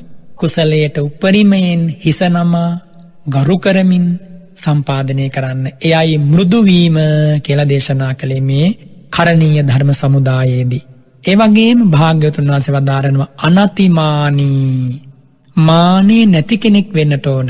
මොකක්ද අනතිමානී කියන්නේ? අපිච්චපන අනතිමානී අස්ස ජාති ගොත්තාදීහි අතිමානවත්හුහි පරේනාති මඤ්ඤේය. තමන් උසස් කුලයකින් නික්මිලා පැවිදි වුණා. මම පොසත් පවුලකින් ඇවිල්ලා පැවිදි වුණේ. මම ශාක්‍ය වංශයට උරුමකම් කියන ආදී වශයෙන් හිතලා මේ ශාසනීය මාන්‍ය ඇති කරගත්තොත් එයා ධර්ම මාර්ගයේ දිනෙන් දින පස්සට එන කෙනෙක්. ඉස්සරහට යන්නේ නැහැ. එනිසා මොනම කාරණයකින්වත් මාන්නයක් ඇති කරගන්නේ නැහැ. කිසිම හේතුවකින් මාන්නයක් ඇති කරගන්නේ නැහැ. ජාති වශයෙන්, ගෝත්‍ර වශයෙන්, කුල වශයෙන්, හැකියාවන් වශයෙන් කිසිම තැනක මාන්නයක් ඇති කරගන්නේ නැහැ. සාරිපුත්තත් හේරෝ විය චණ්ඩාල කුමාරක සමේන චේතසා විහෙරෙය්‍ය කියලායි වදාරන්නේ. සාරිපුත්ත ස්වාමින් වහන්සේ වගේ හරියට චණ්ඩාල කුලයේ උපන් දරුවෙක් යම්සේද යම් මනෝභාවයකින්ද හැසිරෙන්නේ අන්නේ නිහතමානී භාවයෙන් මම ජීවත් වෙනවා කියලානේ ධර්මසේනාධිපති ස්වාමින් වහන්සේ භාග්‍යවතුන් වහන්සේ ඉදිරියේ සිංහනාද කළේ. අන්න එහෙමයි මේ ශාසනයේ භික්ෂුව කටයුතු කරන්න ඕනේ. දැන් ඔබට පේනවා භික්ෂුව කියන්නේ කවුද කියලා. දැන් ඔබට පේනවා ස්වාමින් වහන්සේලා කවුද? දැන් ඔබට පේනවා සංඝ රත්නය කියන්නේ කවුද කියලා. ඒ වගේම ඒ ස්වාමින් වහන්සේලාගේ සෙවණේ පාසෙවණේ වැඩෙන ඔබත් මේ ගුණ ධර්ම වලින් යුක්ත විය යුතුයි. වාදවල පැටලෙන්න එපා, විවාදවල පැටලෙන්න එපා, තරකවල පැටලෙන්න එපා, ඔවුනොවුන්ට ද්වේෂ කරන්න එපා, ඔවුනොවුන්ට නපුරු වචන කියා ගන්න එපා, ඔවුනොවුන් සමග විවිධ කරුණු අල්ලගෙන පැටලි එල්ලි යන්න එපා. ඔය හැමදේම පසෙකදා මේ කරණීය ධර්ම සමුදාය ජීවිතයට සම්බන්ධ කරගන්න. ඒකාන්තයෙන් ඔබ මා නිවනින් සැනසෙනවා සත්‍යයි. අද මා මේ ධර්ම දේශනාවේදී කරණීය මෙත්ත සූත්‍රයේ පළමු ගාථා ධර්මයේ සරල අදහසයි මා මේ ඔබට කියා දුන්නේ. මේ ධර්ම පරියාය ඔබ හදවතේ පිහිටාවා. ඔබට මේ ධර්ම පරියායෙන් අනන්ත ගුණ ඇති බුදුරජාණන් වහන්සේගේ ශාන්තම ජීවිතේ මිහිර දැනේවා. මහරහතන් වහන්සේලාගේ ආශ්චර්යමත් සුන්දර ජීවිතේ අනුහස දැනේවා. අෂ්ඨාරි පුද්ගල මහා සංඝරුවනෙහි වටිනාකම දැනේවා. ඔබ හදවතේ මේ උතුම් ධම පිහිටාවා. ඔබ වෛර නැත්තෙක් වේවා, තරහ නැත්තෙක් වේවා, දුක් පීඩා නැත්තෙක් වේවා, සුවපත් වේවා. මේ උතුම් ප්‍රතිපදාවේ දක්ෂයෙක් වේවා. ඍජු කෙනෙක් වේවා, වඩාත් ඍජු කෙනෙක් වේවා, සුවච කෙනෙක් වේවා, මෘදු හදවතක් ඇත්තෙක් වේවා, නිහතමානී කෙනෙක් වේවා, අව්‍යාජ හදවතක් ඇත්තෙක් වේවා, ගුණධර්මවල මනාව පිහිටාවා, බඹසර රසය හදවත්වලට දැනේවා, ඉරිසියාවෙන් ඈත් වේවා, මසුරුකමින් ඈත් වේවා, ගුණධර්මම ඔබේ හදවතේ පිහිටාවා.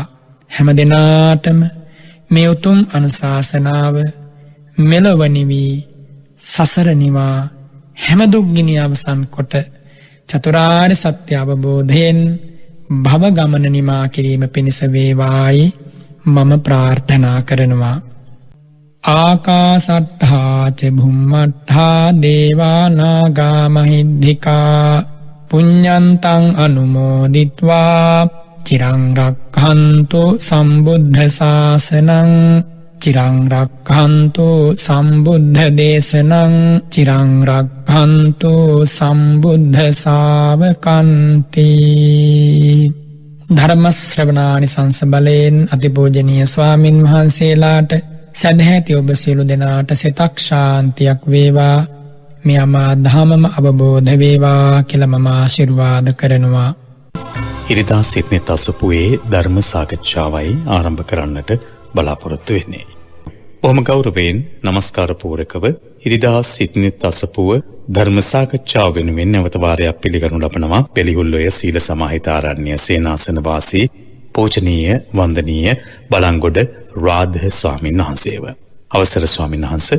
ස්වාමීන් වහන්සේ, මා ධර්ම සාකච්ඡාව ආරම්භ කරන මොහොතේ කරණීයමෙත සූත්‍ර දේශනාවෙන් ඔබ වහන්සේ අද අනුශාසනාව සිදු කළ නිසා ඒ වෙතට යොමු වෙන්නට කැමැති ස්වාමීන් වහන්සේ. දැන් අපි බෞද්ධයෝ විදියට තුන් සූත්‍රය පිළිබඳව වැඩි අවබෝධයක් තිබෙනවා. අවබෝධය කෙසේ වෙතත් වැඩි වශයෙන්ම බෞද්ධ ජනතාව හඳුනන්නේ තුන් සූත්‍රය. කරණීයමෙත සූත්‍රය, එතකොට රත්න සූත්‍රය, ඒ වගේම මහා මංගල සූත්‍රය. අපි හඳුනන්නේ මේ තුන් සූත්‍ර දේශනාවේ තිබෙන වැදගත්කම කුමක්ද ස්වාමීන් වහන්සේ? බෞද්ධයනට මෙතරම්ම මේ තුන් සූත්‍රයේ වැදගත් වෙලා තිබෙන්නේ. දැන් අපි ගත් කරටම පිරිත් කියනවා කියලා කියනකොටම කියන්නේ තුන් සූත්‍රය දේශනා කරනවා කියලා. ඉතින් එහෙම බොහොම මේ සමීප බවක් අපේ ජනතාවට මිනිසුන්ට මේ තුන් සූත්‍රය ඇසුලේ ගොඩනැගිලා තිබෙන්නේ ඇයි ස්වාමීන් වහන්සේ? මේ තුල විශේෂත්වයක් තිබෙනවාද කියන කාරණය අපට පහදලා දෙන්න ස්වාමීන් වහන්සේ ධර්ම සාකච්ඡාව ආරම්භයේදීම. සියලු දෙනාටම තෙරුවන් සරණයි. අතිපූජනීය මහා සංඝරත්නය ඇතුළු මේ උතුම් ධර්ම සාකච්ඡාවට සවන් දෙන හැම දෙනාට අමා ධර්මාවබෝධය පිණිස මේ බණපද හේතු වේවා කියලා මම පළමු කොට ප්‍රාර්ථනා කරනවා. පින්වත් වරුණ, පිරිත් පොතේ තියෙන සෑම සූත්‍රයක්ම පාසා පෙර හිටපු අපේ ගෞරවනීය ස්වාමින් වහන්සේලා ත්‍රිපිටකය ඇසුරු කරගෙන තමයි සංග්‍රහ කරලා තියෙන්නේ. එතකොට එතෙන්දී විශේෂ කරුණු ඒ ස්වාමීන් වහන්සේලා සලකලා තියෙනවා. එකක් තමයි වරුණ, දැන් තුන් සූත්‍රය ගැන වරුණ ඇහුවේ. තුන් සූත්‍රය කියන්නේ කරණීයමෙත්ත සූත්‍රයයි, මහා මංගල සූත්‍රයයි, රතන සූත්‍රයයි කියන මේ සූත්‍ර තුන. එතකොට අපේ ජන සමාජයේ මේ සූත්‍ර තුනට අතිමාත්‍ර ගෞරවයක් තියෙන මිනිස්සු අතර බොහෝ දෙනාට මේ සූත්‍ර ධර්මතා තුන කටපාඩමේම තියෙනවා වරුණ. ඒක සෑහෙන සතුටක්. ඒකට හේතුව තමයි වරුණ, දැන් මහා මංගල සූත්‍රයෙන් දේශනා කරන්නේ භාග්‍යවතුන් වහන්සේ ගිහි පැවිදි දෙවි මිනිස් හැමදෙනාටම පොදුවේ අවශ්‍ය කරන ගුණධර්ම සමුදායක්.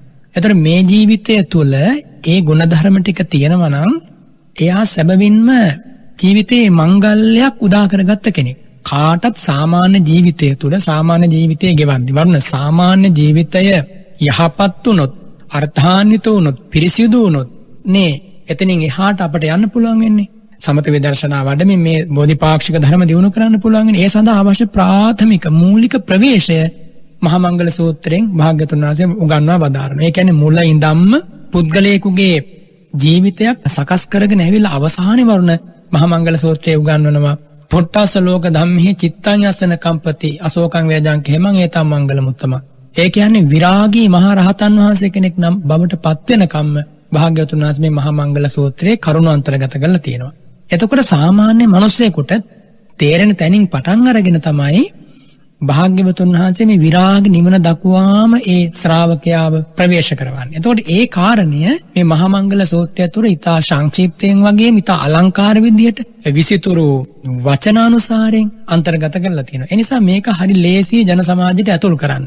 ඒ වගේම මංගල කියන වචනය බොහෝ දෙනාට බොහොම කැමති දෙයක්නේ. අවමංගල්‍ය කියන එක අහනට වඩා මංගල ධර්ම වලට බොහෝ දෙනා කැමතිනේ. ඉතින් ඒ නිසා කාටත් එකසේ ප්‍රයෝජනය ගැනීමේ හේතුව සලකලා තමයි පුරාණාචාර්යවරු මේ මහා ස්වාමීන් වහන්සේලා පිරිත් පොතට මේ මහා මංගල ධර්මය ඇතුල් කරලා තියෙන්නේ. ඒක තමයි චතුභානවාර අට කතාවේ පිළිබඳව විස්තර සපයන්නේ. ඊළඟට වරුණ රතන සූත්‍ර ධර්මය. බුදුරජාණන් වහන්සේගේ ශ්‍රාවකයා පළමුකොට කුමක්ද හඳුනාගත යුත්තේ? බුදුරජාණන් වහන්සේ කියන්නේ කවුද?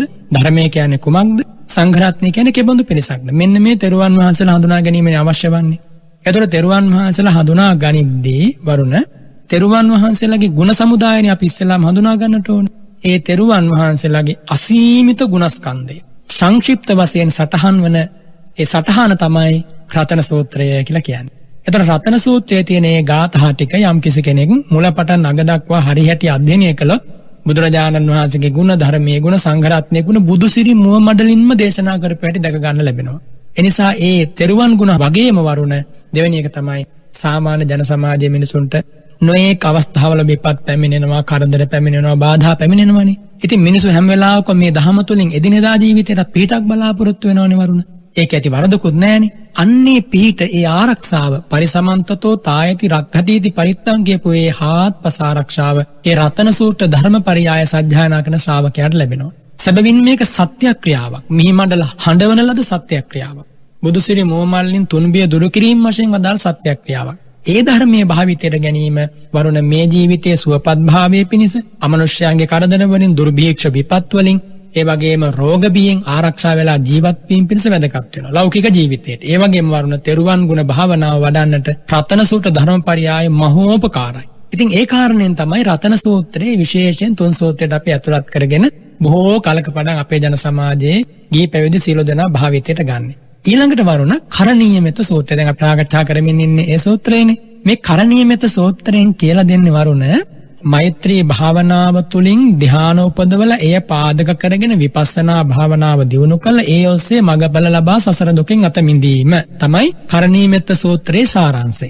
ඒ උදෙසා පුහුණු වෙන ශ්‍රාවකයාගේ තිබිය යුතු ගුණධර්ම සමුදායක් තමයි මේ කරණීය මෙත්ත සූත්‍රය සාකච්ඡා කරන්නේ. ගුණධර්ම 14ක් ගැන සාකච්ඡා කරන වරුණ ඉතාම ගැඹුරින්. මේ ගුණධර්ම 14 නොතිබෙන්නට කිසිම ශ්‍රාවකයෙකුට වරුණ මෛත්‍රී භාවනාව පාදක කරගෙන හෝ වෙනයම් භාවනාව පාදක කරගෙන හෝ විදර්ශනාවකට යන්න බෑ. එනිසා මේ ගුණධර්ම ටික මේක හරියට වරුණ මේ කරණීය මෙත්ත සූත්‍රයයි මහා මංගල සූත්‍රයයි කියන මේ ධර්මතා දෙක ආදාස මණ්ඩලයක් වගේ. ආදාස මණ්ඩලය කියන්නේ අපේ මුඛ නිමිත්ත, ශරීර නිමිත්ත මේ බලන්න පාදක කරන කණ්ණාඩියටනේ. එතකොට මෙන්න මේ කරණීය මෙත්ත සූත්‍රය සහ මහා මංගල සූත්‍ර ධර්මය අපේ ජීවිත බලන ආදාස මණ්ඩලයක් වගේ. මේ මංගල කරුණු මගේ ළඟ තියෙනවද? අම්මා තාත්තට උපස්ථාන කරනවද? ධම්ම විනයේ සැනසෙනවද? ඇසූ පිරුතෙන් හදාගෙන තියෙනවද? සුදුසු වෙලාවේ බණ ටිකක් අහනවද? සුදුසු වෙලාවේ ධර්ම සාකච්ඡාවක යෙදෙනවද? නිවන් තමයි මේ තමන් ප්‍රතිවේක්ෂා කර බලන්නේ වරුණ. ඒ වගේම තම ඥාතීන් කෙරෙහි මනා සම්‍යක් ප්‍රතිපදාවේ පිළිපදිනවද? දුස්සීල භාවයෙන් වෙන් වෙලා ඉන්නවද මම? මෙන්න බලන්න වරුණ ජීවිතේ තමන් දෙස බලන හැටි මේ ක්‍රමයක් මේ දේශනා කරන්නේ. ඊළඟට මහා මංගල සූත්‍රයේ ජීවිතයේ අධීර තුනකට බෙදෙනවා. කුඩා කාලයේ පුහුණු වෙන්න ඕනි කොටස් ටික, මැදි වයසේ පුහුණු වෙන්න ඕනි කොටස් ටික, අවසානයේ වෙනකොට යා ඉන්න ඕනි තැන. ඒ කියන්නේ මුළු ජීවිතයට කරන මඟ පෙන්වීමක් මහා මංගල සූත්‍රයේ විතරක් ගත්තත් වරුණ. ඒ වගේම තමයි කරණීය මෙත්ත සූත්‍රය. කරණීය මෙත්ත සූත්‍රය කියන කරුණු ටික අපිට පුළුවන් උදේහවා ප්‍රත්‍යක්ෂ කරලා බලන්න. මම අවංක කෙනෙක්ද, මාන්නේ තියෙන කෙනෙක්ද, ඍජු බව මගේ තියෙනවද, උජු බව මගේ තියෙනවද? ඒ වගේම මම ලද දෙයින් සතුටු වෙලා සෑහීමකටපත් වෙලා ජීවත් වෙනවද? ඒ වගේම මම අන් අයට වෛර කරන කෙනෙක්ද? මේ තමන් දෙස බලන්න බුදුරජාණන් වහන්සේ බදාළ ධර්මපරියාය. ඒ වගේම වරුණ මේ ධර්මතා දෙක මේ කරණීය මෙත්ත ධර්මයක් මහා මංගල ධර්මයක් කියන මේ දෙකටම මහා ජීවයක් ලබා දෙන රතන සූත්‍රය උගන්වන තෙරුවන්ගේ ගුණවලින්. ඉතින් මේ සූත්‍ර තුන උදේහවා හැම ශ්‍රාවකයෙක්ම මේ වහගෙන ඉන්න ඇත්තෝ සජ්ජායනා කරන්න.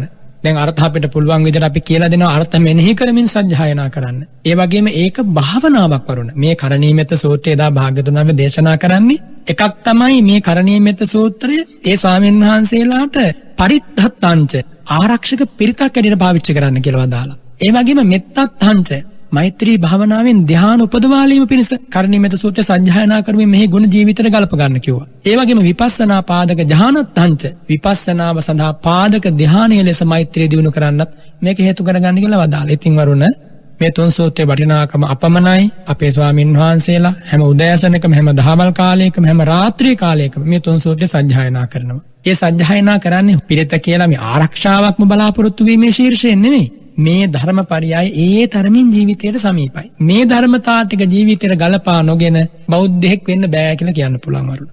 හොඳයි, මම හිතන්නේ මේ තුන් සූත්‍රය සම්බන්ධව වහන්සේ සිහිපත් කළ ආකාරයටම බෞද්ධ ජනතාව අතර නොදන්නා කෙනෙක් නැහැ. වැඩි වශයෙන්ම දේශනා කරන සජ්ජායනා කරන පිරිස් සූත්‍ර දේශනාවන්. ඒ වගේම ඔබ වහන්සේ කිව්වා වගේ දැන් සොනස් අපි ඇත්තටම මෙහි අර්ථයට වඩා අර ඔබ වහන්සේගේ ආරක්ෂක පිරිතක් විදිහට මේකෙන් අපිට ආරක්ෂාවක් ලැබෙයි, රැකවරණයක් ලැබෙයි, අපිට ශාන්තියක් ලැබෙයි, හිතේ සැනසීමක් උදා වෙයි, තියෙන ප්‍රශ්න යටපත් වේවි කියන අර්ථයෙන් තමයි මේ තුන් සූත්‍රය දේශනා කරන්නේ. ඉන්නේ එහාගේ අවබෝධයක් අපේ ශ්‍රාවක පින්නතුන්ට ලබා දෙන්නට තමයි. ඒ තුල තියෙනා වූ අර්ථය විමසා බලා දැනගෙන නුවණින් මෙනෙහි කරන්නට, විමසන්නට අවස්ථාව උදා කර දෙන්නට තමයි මේ සූත්‍ර දේශනාවන් තුල අද දවසේදී කරණීයමෙත සූත්‍ර දේශනාව විවරණය කරන්නට අපේ හාමුදුරුවෝ වහන්සේ යෙදුනේ.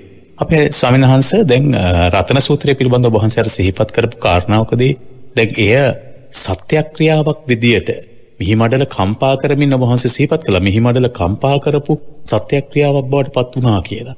දැන් ස්වාමීන් වහන්සේ දැන් මේ තුල ඒ සත්‍යක්‍රියාවක් ලෙසින් ගොඩනගන්නට එහෙම නැතිනම් මේ තුන් සූත්‍රයේ ඇසුරේම අපි පිහිට ආරක්ෂාව රැකවරණය බලාපොරොත්තු වන්නට අප තුලත් ඒ ගුණධර්මයන් යම්තාක් දුරකට හෝ වැඩි තිබිය යුතුද? තුනුරුවන් පිළිබඳව අචල වූ ගෞරවයේ ශ්‍රද්ධාව අපේ හිතේ තිබෙන්නට ඕනාද? එහෙම නැතිනම් අපිට ඒ අවස්ථාවේදී පමණක් අපි මේ සූත්‍ර දේශනා ප්‍රායෝගිකව යොදා ගන්නට නැත්නම් ඒ සූත්‍ර දේශනා සජ්ජායනා කිරීම තුළින් අපිට ඒ තුල ලැබෙනා වූ ආරක්ෂාව කෙබඳුද කියන කාරණයක් අපිට පහදලා දෙන්නකෝ ස්වාමීන් වහන්සේ. මොකද සමහරු අවශ්‍යතාවයේදී විතරක් පිරිතට යොමු වෙන මෙතුන් සූත්‍රයට යොමු වෙන ඒ සඳහා ආරක්ෂාව බලාපොරොත්තු වෙන අවස්ථාවන් තිබෙනවා. එහි ප්‍රතිඵලයක් ලබන්නට හැකියාවක් තිබෙනවාද අපේ ශ්‍රාවකයන්ට? වරුණ මිනිස්සු ජීවිතේ දුකක් විපතක් ඇති වෙච්ච වෙලාවේදී හෝ මේ රතන සූත්‍රාදී ධර්මපරයායන සජ්ජායනා කරන්න ඉදිරිපත් වෙන එක එසේ ඉදිරිපත් නොවීමට වඩා හොඳයි. වෙන වෙන මිත්‍යා දෘෂ්ටීන් පස්සේ යනවට වඩා වරුණ තේරුම දැනගෙන වේවා නොදැනගෙන වේවා මේ සජ්ජායනා කරන්නේ තෙරුවන් ගුණනේ. එතකොට මේ මිනිස්යාට ඒකාන්තයෙන් සාන්තියක් සැලසෙනවා වරුණ. ශ්‍රද්ධාවෙන් මේ බුදුරජාණන් වහන්සේ මිහිමඩල හඬවාලමින් මේක සත්‍යයි කියලා වදාළ ධර්මපරයායක් යම් ශ්‍රාවකෙක් සජ්ජායනා කරනවා නම් මේ බුද්ධෝත්පාද කාලය තුල තථාගතයන් වහන්සේගේ ශාරීරික ධාතුන් වහන්සේලා මේ මිහිමඩල කොච්චර වැඩ ඉන්නවද? එනිසා එහෙම හරි කරන කෙනාට ඒකාන්තයෙන් ඒ දුක විපත මගහරවා ගන්න පුදුමාකාර දැවැන්ත හයියක් ලැබෙනවා. නමුත් ඒ විපත හෝ ඒ දුක හෝ ඇවිල්ලා තියෙන තත්ත්වේ මගහැරෙනවා වරුණ කොහොම හරි. හැබැයි එපමණකින් සෑහීමකටපත් වෙන්න බෑ. මේකේ සැබෑ පහළය නෙලා ගන්න නම් මේ උගන්වන ධර්මපරයායන් තම හදවත තුලත් යම් පමණකින් හෝ පිහිටුවා ගන්නට ඕන. එනිසා මේ දැන් අපි හිතමුකෝ වරුණ දැන් රතන සූත්‍රය දේශනා කරද්දී යං කිංච විත්තං ඉදවා හුරංවා සග්ගේසුවායන් රතනම් පණීත. මෙන්න මේ පදේ අපි සජ්ජායනා කරනවා කියලා හිතන්න. එතකොට එයා දැනගන්නට ඕන මේ මහ පොළවේ, මහ සාගරයේ, අහස් කුසේ, ඒ වගේම වෙන යම් ග්‍රහලෝකවල කොතනක හෝ යම් වටිනා මිනිරුවනක් වේනම් ඒ මිනිරුවන් අතර බුදුරජාණන් වහන්සේ නම් වූ සම්බුද්ධ රතනය හා සම රතනයක් නැහැ කියලා බුදු සිරි මොහොමඩලින් මේ වදාරන්නේ. නනෝ සමංගත්ති තථාගතේන ඉදම්පි බුද්ධේ රතනම් පණීතම්. මෙන්න මේ කාරණේ බුදුරජාණන් වහන්සේගේ අනුත්තර ගුණයක්. මේක සත්‍යයක්. ඒ තේන සත්‍යේන සුවත්ති හෝතු. ඒ සත්‍යයේ බලයෙන් ඔබට සෙත් වේවා. මෙන්න මේ පද ටිකේ තේරුම යම් පමණකින් හදවතට කාවද්ද ගන්න ඕනි. වරුණ මේ රතන සූත්‍ර සජ්ජායනාව කියන්නේ තන්නේ කරම තෙරුවන් ගුණ භාවනාවක්. මේ ගැන දන්නා ශ්‍රාවකයාට ඊටාම නිමිච්ච මනසකින් පදෙන් පදේ අර්ථ සම්මර්ෂණය කරමින් මේ සූත්‍රය සජ්ජායනා වෙලා ඉවර වෙනකොට පුදුමාකාර බුද්ධාලම්බන ප්‍රීතියක් ඇති වෙනවා. ඒ වරුණ මේ ප්‍රකාශය මොන ශාස්ත්‍රවරයාද මේ මිහිමඩලේ කරලා තියෙන්නේ? මේ ලෝකයේ ඇති සියලු වස්තුන් අතර තථාගතයන් වහන්සේ නම් වූ වස්තුව හා සම වස්තුවක් නැහැ කියලා. මේ වගේ මේ අර්ථය දැනගෙන සජ්ජායනය සමග ඊටා ගැඹුරු යෝනිසෝ මනසිකාරයක් ඇති වෙනවා. ධර්ම අර්ථ සම්මර්ෂණය වෙනවා. අන්න එතකොට තමයි වර්ණ දේශනා කරන්නේ ලබති අත්ථ වේදං ලබති ධම්ම වේදං ලබති ධම්මෝපනිසිතං පාමොජ්ජං. ඒ කියන්නේ දැන් මෙයා මේ අර්ථය දැනගෙන සජ්ජායනා කරනකොට එයාට හේතුඵල ධම පිළිබඳව බුදුරජාණන් වහන්සේ අරහං කියන්නේ ඇයි කියලා එයාට හේතු වශයෙන් වැටහෙනවා. මෙන්න මේ හේතුව නිසා තමයි භාග්‍යවතුන් වහන්සේ අරහං කියලා දේශනා කරන්නේ. මේ රතන සූත්‍රය දේශනා කරගෙන යද්දි සිද්ධ වෙන සිද්ධාන්තය වරුණ. මනස ඇතුලේ. ඒ විදිහට සජ්ජායනා කරගෙන ගියාට පස්සේ ඔන්න එයාට ධම්ම පීතිය ඇති වෙනවා. මේ ධර්ම සජ්ජායනය සමග පුදුමාකාර ප්‍රීතියක්. ප්‍රත්‍යක්ෂ වශයෙන් වරුණ හිසේ කැක්කුමක් වේවා, ශාරීරික ආබාධයක් වේවා. මේ වගේ ලෙඩක් දුකක් හැදිච්ච වෙලාවක හිතනවා වරුණ අද නම් වන්දනා කරන්න තමාරුයි. අද ටිකක් අපහසුයි වෙහෙසයි කියලා. හැබැයි ඉවසීමෙන් මුලින් අමාරුවෙන් හරි කරලා පිරිත් ටික සජ්ජායනා කරලා ඉවර වෙනකොට වරුණ අර තිබ්බ රෝගාබාධ කොහෙන් ගියාද නැහනේ. මේ ප්‍රත්‍යක්ෂ සිදුවීම් වරුණ. ඉතින් ඒ නිසා මේ තෙරුවන්ගේ ගුණ ටික තාම ජීවමානයි. මේව එකක්වත් මැරිලා නැහැ. මලගම් ගිහිල්ලා නැහැ. කවුරු හරි කෙනෙක් හිතනවා නම් ඒක අන්ධ භූත චින්තාවක්. කෙනෙකුට කරන්න පුළුවන් නම් මේක අර්ථ දැනගෙන උදේ හවා වරුණ රතන සූත්‍රයයි, මහා මංගල සූත්‍රයයි, කරණීය මෙත්ත සූත්‍රයයි අර්ථ දැනගෙන ශාන්ත හඬකින් සජ්ජායනා කළොත් එයා හොඳ භාවනාවක් කරන කෙනෙක්. අනිත් පැත්තට ධර්ම සජ්ජායනයේ භාවනාවක්. පිරිත කියන්නේ නිවන් දොරටුවක් විවර කර ගැනීමක්, විමුක්ත ආයතනයක්. එතකොට මේ එකම දෙයක්වත් අහ කියන්නේ නැහැ වරුණ. එහෙමයි සයන්ස්. ඒ නිසා අර්ථ දැනගෙනම සජ්ජායනා කරන්න ඔබ මෙහි අර්ථ ඉගෙන ගන්න. වරුණ බෞද්ධයෙක් හැටියට තුන් සූත්‍රයේවත් පදගතාර්ථය දන්නේ නැත්නම් ඒක ලැජ්ජාවට කාරණයක් නෙමෙයිද? මේ ලෝකෙ මිනිස්සු නොයේක් විදිහේ එලවටත් නැති මෙලවටත් නැති දේවල් ඔළුවේ පුරවාගෙන ඒ වෙනුවෙන් නිදි මරාගෙන කටපාඩමේ තබාගෙන විඳින දුක පේන්නේ නැද්ද? ඉතින් අපිට මෙච්චර පිවිතුරු ධර්මපරයයක් අපේ හදවතේ පිහිටුවා ගත්තොත් මැරෙන වෙලාවෙක කොච්චර අනුග්‍රහයක් තියෙනවද? අපට කියවෙනවා වරුණ මේවා. මරණාසන්න සමයේදී කෙඳිරි ගගා හරි කියන්න තියෙන්නේ මෙච්චරයි. එනිසා මේ ධර්මපරයයන් මේ විශේෂයෙන් කරණීය මෙත්ත සූත්‍රය වගේ ධර්මපරයයක් වරුණ පදෙන් පදේ අර්ථ දැනගන්න ඕනේ. මේ ගාථාව කියවෙනකොටම පාලියෙන් සිංහල අදහස එයාට විතරක වශයෙන් හිතට එන්නේ මේකෙන් කියන්නේ මේකයි කියලා. එහෙම වුණොත් තමයි මේක වඩාත් ඵලදායක වෙන්නේ. සජ්ජායනා කළා අවසන් වෙනකොට වරුණ අස්පනා පිට මානසික සැනසීම, කායික සැනසීම, තමන් ඉන්න හිටින තැන හරියට තපෝවනයක් වගේ වෙනවා වරුණ. තපෝ භූමියක් වගේ වෙනවා. ඒ තරමින් සාන්ත ධර්මපරයයක්. හොඳයි. මං හිතන්නේ පිරිත ගැන ඇත්තටම අපි දැනගෙන හිටියේ කුමක්ද? මොනවාද? සමහරුන්ට ධර්මයේ පිළිබඳ ඒමට වුවමනාවක් තිබුණත් සමහර වෙලාවට ඒ වුවමනාව තමන්ගේ අවශ්‍යතාවයට පමණක් සීමා වෙනවා. බොහොම මේ පටුයි. තමන්ගේ අවශ්‍යතාවය මත තමයි ධර්මයේ තීරණය කරන්නේ. හැබැයි එහි පිළිබඳව හරියට විවරණය කරලා දුන් විට, එහි ඇති වටිනාකම පහදලා දුන් විට, එහි ඇති අර්ථය අපට හඳුනා ගන්නට පුළුවන්කමක් ලැබුණු විට ඒ සතා සත්‍ය වශයෙන්ම ඔබගේ ජීවිතයේ ධර්මයට ඒම තවත් ප්‍රමාද කළ යුත්තේ ඇයි කියලා අපිට නැවත හිතෙනවා. අපි දැන් ඇවිල්ලින ප්‍රමාණය ප්‍රමාණවත්ද කියලා නැවත හිතෙනවා. අපි ඉක්මනින්ම යහුසුලුව මේ ධර්මයට ඒමේ වටිනාකම කොච්චර වටිනවද කියලා අර හිතට අපි එකඟව කතා කළොත් එහෙම කියන්නේ මේ අනේ පුළුවන් තරම් ඉක්මනට දැන් නම් ධර්මයට එන්න ඕන මේ තියෙන தත්වෙත් එක්ක යන්නේ එහෙම හැඟීමක් ඇති වෙනවා. මම හිතන්නේ සිත්නේ තසපුවේ ලැබෙන්නේ ඒ දෙයම තමයි ඔබට පින්නතුනේ.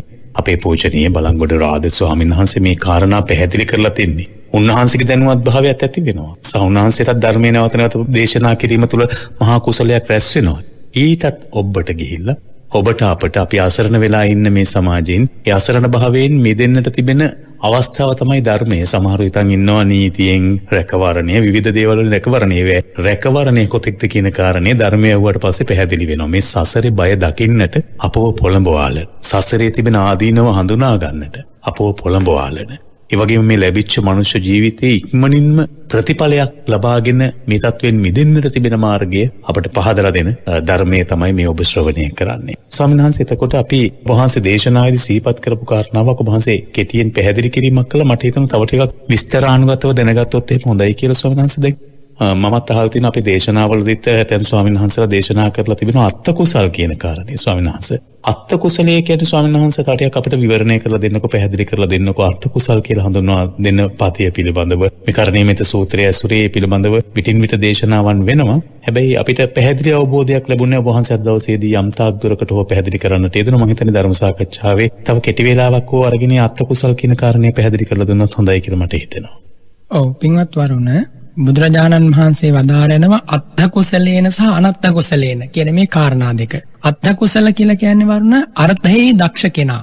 අත්ථ කුසල කියලා කියනවා අර්ථයේ දක්ෂ නොවන, අනර්ථයේ දක්ෂ නොවන කෙනාට කියනවා අනත්ථ කුසල කියලා. ඒක ඊටාම ලස්සනට වරුණ විස්තර කරනවා මේ කරණීය මෙත්ත සූත්‍ර අටුවාවේ. කරණීය මෙත්ත සූත්‍ර අට කතාවේ ලස්සනට විස්තර කරන මේ මගේ පුද්ගලික ප්‍රකාශයක් නෙමෙයි වරුණ, ධර්මයේ මේ පිරිසුදු ධර්මයේ තුල මේ විස්තර වෙන්නේ. යම් කිසි කෙනෙක් මේ ශාසනය පැවිද්දෙකුගේ පැත්තෙන් මම කියන්නම්. ඒතකොට පැවිද්දට කියනකොට ගිහියන්ට ගලප ගන්න පුළුවන් නේ. එහෙමයි සයන්ස. පැවිද්දගේ පැත්තෙන් දේශනා කරනවා යෝ ීමස්මින් ශාසනේ පබ්බජිත්වා. යමෙක් මේ ශාසනය පැවිදි වෙලා න අත්තානං සම්මා පයෝජේති. ඔන්න ඕක තමයි වරුණ අනත්ථ කුසල කියන්නේ. මනාව තමන්ගේ ජීවිතයේ ශාසන ප්‍රතිපදාවේ මෙහෙයවන්නේ නැහැ. ඛණ්ඩ සීලෝ සිල් බිඳගෙන ඉන්නේ. ඒ වගේම වැරදි විදිහට ජීවත් වෙනවා. මම මේ දේශනාවේ කෙටියෙන් කිව්ව වරුණ භික්ෂුන් වහන්සේ නමක් ජීවත් වීම උදෙසා භාවිතා නොකළ යුතු ක්‍රමවේද 21ක් තියෙනවා. ඒක විසතිවිද අනේසන කියලා ඒවට කියන්නේ. මෙවුවා ඒකාන්තයෙන් ගිහි පැවිද්දෝ දැනගන්නට ඕනේ. වරුණ මේවා නොදන්න කමින්ද තමයි ගොඩක් දෙනා ඒ වැරදි කරන්නේ. ඒ නිසා කරුණාවෙන් කියලා දුන්නොත් පිළිගන්න ගොඩ දෙනා සෝදානම්. භික්ෂුවක් ආරාම භූමියේ තියෙන වේලු, ඒ කියන්නේ උණ ගස් වගේ දේවල්, කොළ වගේ දේවල්, ගෙඩි වගේ දේවල් මේවා දෙන්න බෑ ගිහියන්ට.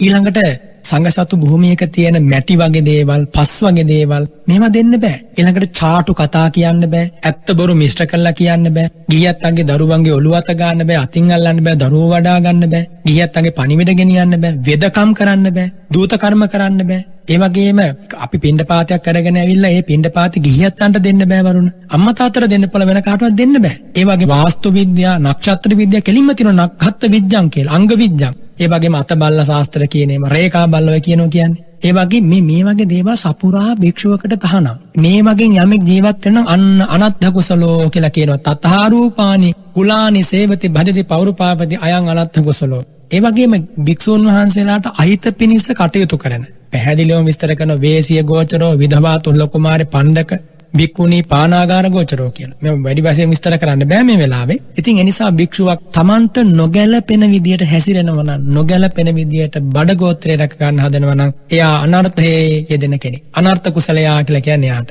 ඊළඟට අත්ථ කුසල. මේ කරණීයමෙත සූත්‍රයේ තියෙනනේ කරණීය මත්ථ කුසලේන කියලා. එතකොට ඒකෙන් බුදුරජාණන් වහන්සේ දේශනා කරන්නේ කරණීයං අත්ථ කුසලේන යන්තං සන්තං පදං අபிසමෙච්ච. යං තං යම් ඒ සන්තම් පදං ශාන්ත පදයක් අபிසමෙච්ච අවබෝධ කරමින් විහරිතු කාමේන වාසය කරනු කැමැත්තා වූ මාගේ ශ්‍රාවකයා විසින්. තේරුණාද වරුණට ඒ කාරණේ? එහෙමයි සයන්ස. කරණීයං යමක් කළ යුතුයි නම් ඒ දේ අප්‍රමාදීව කළ යුතුයි. කුමක්ද ඒ කළ යුත්තේ? මෙන්න මේ ආර්ය අෂ්ටාංගික මාර්ගය නම් ප්‍රතිපදාව. ඔන්නෝක තමයි පළවෙනි ගාථාවේ වරුණ පළවෙනි පදයේ තේරුම. කරණීය මත්ත කුසලේන යන්තං සන්තං පදං අபிසමෙච්ච. බලන්න පද කීයද තියෙන්නේ? නමුත් අර්ථය කොච්චර ගැඹුරුද කියලා. ඔබ නිකන්වත් හිතුවද මේ පදේ මෙච්චර ගැඹුරු අර්ථයක් තියෙනවා කියලා? අදිසීල, අදිචිත්ත, අදිප්‍රඥා සංඛ්‍යාත ප්‍රතිපදාවට කියනවා අත්ථෝ කියලා. එහි දක්ෂ කෙනාට කියනවා අත්ථ කුසල කියලා. දැන් ඔබට තේරෙන්නේ කවුද අත්ථ කුසල කියන්නේ? මේ ධර්ම මාර්ගය තුල දක්ෂයා. වර්ණ මේ දක්ෂයා මෙහෙම දෙයක් දැනගන්නවා. අපි හිතමුකෝ වර්ණ මේ ප්‍රතිපදාවේදී යම් තැනක සීලය බිඳුණා කියලා ප්‍රමාද දෝෂයක් නිසා. ඒ සීලය වහාම නගා සිටුවා ගන්න ක්‍රමය දන්න කෙනාට අත්ථ කුසල කියලා කියනවා. හැබැයි ඒ බිඳිච්ච සීලය සිල් බිඳුණා කියලා දන්නේ නැහැ. ඒ සීලය පිරිසුදු කරගන්නේ කොහොමද කියලා දන්නේ නැහැ. ඒ උදෙසා කිසිම උවමනාවක් නැහැ. ආන්නේ කෙනාට කියන වරුණ අනත්ථ කුසලය කියලා. ඉතින් ඒ නිසා මේක තවදුරටත් ගැඹුරින් විස්තර කරනවා. ලස්සනට උපමා අනුසාරයෙන් දේශනා කරනවා. චාරිකම් පටිච්ච ආදාසෝ, උක්කාමුකම් පටිච්ච ජාත රූපං. අලු නිසා කණ්ණාඩියක් පිරිසුදු වෙනවා. ඒ වගේම රන්ටිදී පිරිසුදු කරන්න එක එක ಜಾති තියෙනවා. මේ විදිහට තථා ඥානම් පටිච්ච සීලං. ප්‍රඥාව නිසා සීලය පිරිසුදු වෙනවා. ඉන් අනතුරුව ඒ ඥානය නම් වූ ජලයේ ඥානෝදකේන දෝවන්තෝ සීලම් පරිශෝධාපේත්. ඥානය නම් වූ දියෙන් පිරිසුදු කරගෙන යා තම ඥානයම ඉදිරියට දියුණු කරන්නේ.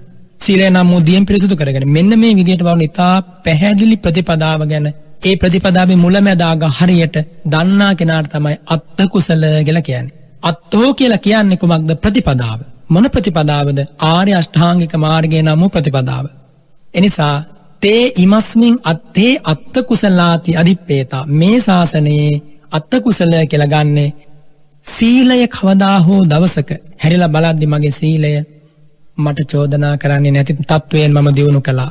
ඒ වගේම මං මේ ජීවිතයේ අවසාන මොහොත දක්වාම බුදුරජාණන් වහන්සේ පා කියපු දෙයක් කළේ නෑ. කරන්න කියපු දේ ශක්ති පමණින් කරා කියන ඔන්න ඔය අව්‍යාජ හැඟීම හදවතේ ඇති කරගෙන මැරෙන්න පුළුවන් නම් අන්න යා තමයි අත්ථ කුසලයා කියලා කියන්නේ වරුණ. එහෙමයි සයන්ස. එතකොට දැන් කුසල් කියන කාරණාවත් අපිට දැන් සාමාන්‍යයෙන් අපි අහලා තියෙන විදිහට කුසලය කියන්නේ කුසලතාවය, හැකියාව, දක්ෂතාවය කියලා අර්ථ ගැන්වෙනවා. සෝනහස ධර්මයේදී මේ අර්ථයෙන්ද කුසලය කියන එකත් විවරණය කරලා තිබෙන සෝනහස. එතකොට විවිධ හැකියාවන් තිබෙනවා හොඳට වගේම නරකටත්. ඔබ වහන්සේ අර සිහිපත් කළා වගේ අත්ත් කුසල් වගේ අනත්ත් කුසල් කුසලයේ වගේ එහෙම වෙන් කිරීමක්ද ඒ තුල සිහිපත් කියන ද කුසලය කියලා ධර්මයේදී වෙනමම විවරණයක් තියෙනවා ස්වාමීන් වහන්සේ කුසල කියන කාරණේ සම්බන්ධව. වරුණ බුදුරජාණන් වහන්සේ විභජ්‍යවාදී ශාස්ත්‍රඥ වහන්සේනේ. කරුණු බෙද බෙදා පෙන්වනවා. එතකොට මේ කුසල කියන පදයට ආකාර කිහිපයකින් භාග්‍යවතුන් වහන්සේ සිරිමෝ මඩලින් අර්ථ වදාරනවා. සාමාන්‍ය කුසල කියන පාලි වචනයේ තේරුම තමයි හැකියාවෙන් යුක්ත කෙනා යමකට යම් හැකියාවක් තියෙනවා නම් ඒන් යුක්ත කෙනා දක්ෂයා කියලා කියන්න පුළුවන් කුසල කියන වචනේ සාමාන්‍ය තේරුම. ඊළඟට කෝසල්ලේන සම්භූතං කුසලං කියලා කියන්න පුළුවන්. මේ දක්ෂයාගේ දක්ෂතා මතින් හටගන්නා දෙයක් වේනම් අන්න ඒකට කුසලය කියලා කියන්න පුළුවන්. ඒ වගේම කුස සංකාතේ පාපකේ අකුසලේ ධම්මේ සලයන්ති චලයන්ති කම්පෙන්ති විද්ධාංසෙන්ති කුසලා කියලා මේ පදේ අර්ථය තෝරනවා. පාපී අකුසල් දහම් දවා තවා කම්පා කොට හලු කොට ඉවත් කරන්නට හේතු වන්නේ යමක්ද අන්න ඒකට කියනවා කුසලය කියලා. ඒ කියන්නේ වරුණ යහපත් වූ කාය කර්ම වචී කර්ම මනෝ කර්ම කියන මෙන්න මේ තුනේ එකතුව තමයි කුසලය කියලා කියන්නේ. එතකොට දැන් අත්ථ කුසල අනත්ථ කුසල කියන පද දෙක ගත්තට පස්සේ එතන කුසල කියන්නේ අර පාපී දහම් දවා තවා ඉවත් කරනවා කියන ශීර්ෂයෙන් නෙමෙයි. එතන කුසල කියලා කියන්නේ අනර්ථයේ යෙදෙන කෙනා අනර්ථයේ දක්ෂ කෙනාට තමයි අනත්ථ කුසලයා කියන්නේ. එතන දක්ෂ කියන අර්ථය ගත යුතුයි. හැබැයි ධර්මාර්ථ වශයෙන් ගත්තොත් බුදුරජාණන් වහන්සේ කුසලයේ කියන පදේ තෝරාදී එතන යහපතේ දක්ෂ කෙනා කියන අර්ථය තමයි එතන තියෙන්නේ. එතකොට අත්ථ කුසල කියලා කිව්වට පස්සේ ප්‍රතිපදාවේ දක්ෂ කෙනා ධර්ම මාර්ගයේ දක්ෂ කෙනා. ඒ විදිහට තමයි අර්ථය තෝරා ගන්නට ඕනි. කුසල කියන සාමාන්‍ය පදේ තේරුම තමයි දක්ෂයා හැකියාවෙන් යුක්ත කෙනා කියන අර්ථය. ඉතින් සුදුසු පරිදි ගලපාගෙන අර්ථය තෝරා ගැනීම තමයි සිද්ධ කරන්නට ඕන.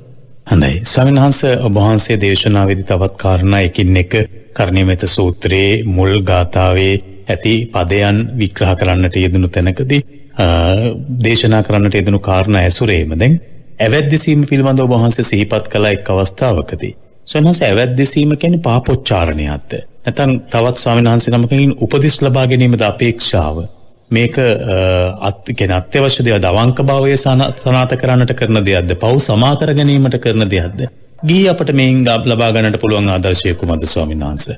ඔව් වරුණ මේ ඇවැද්දසීම අදාළ වෙන්නේ උපසම්පදා ස්වාමීන් වහන්සේලාට පමණයි.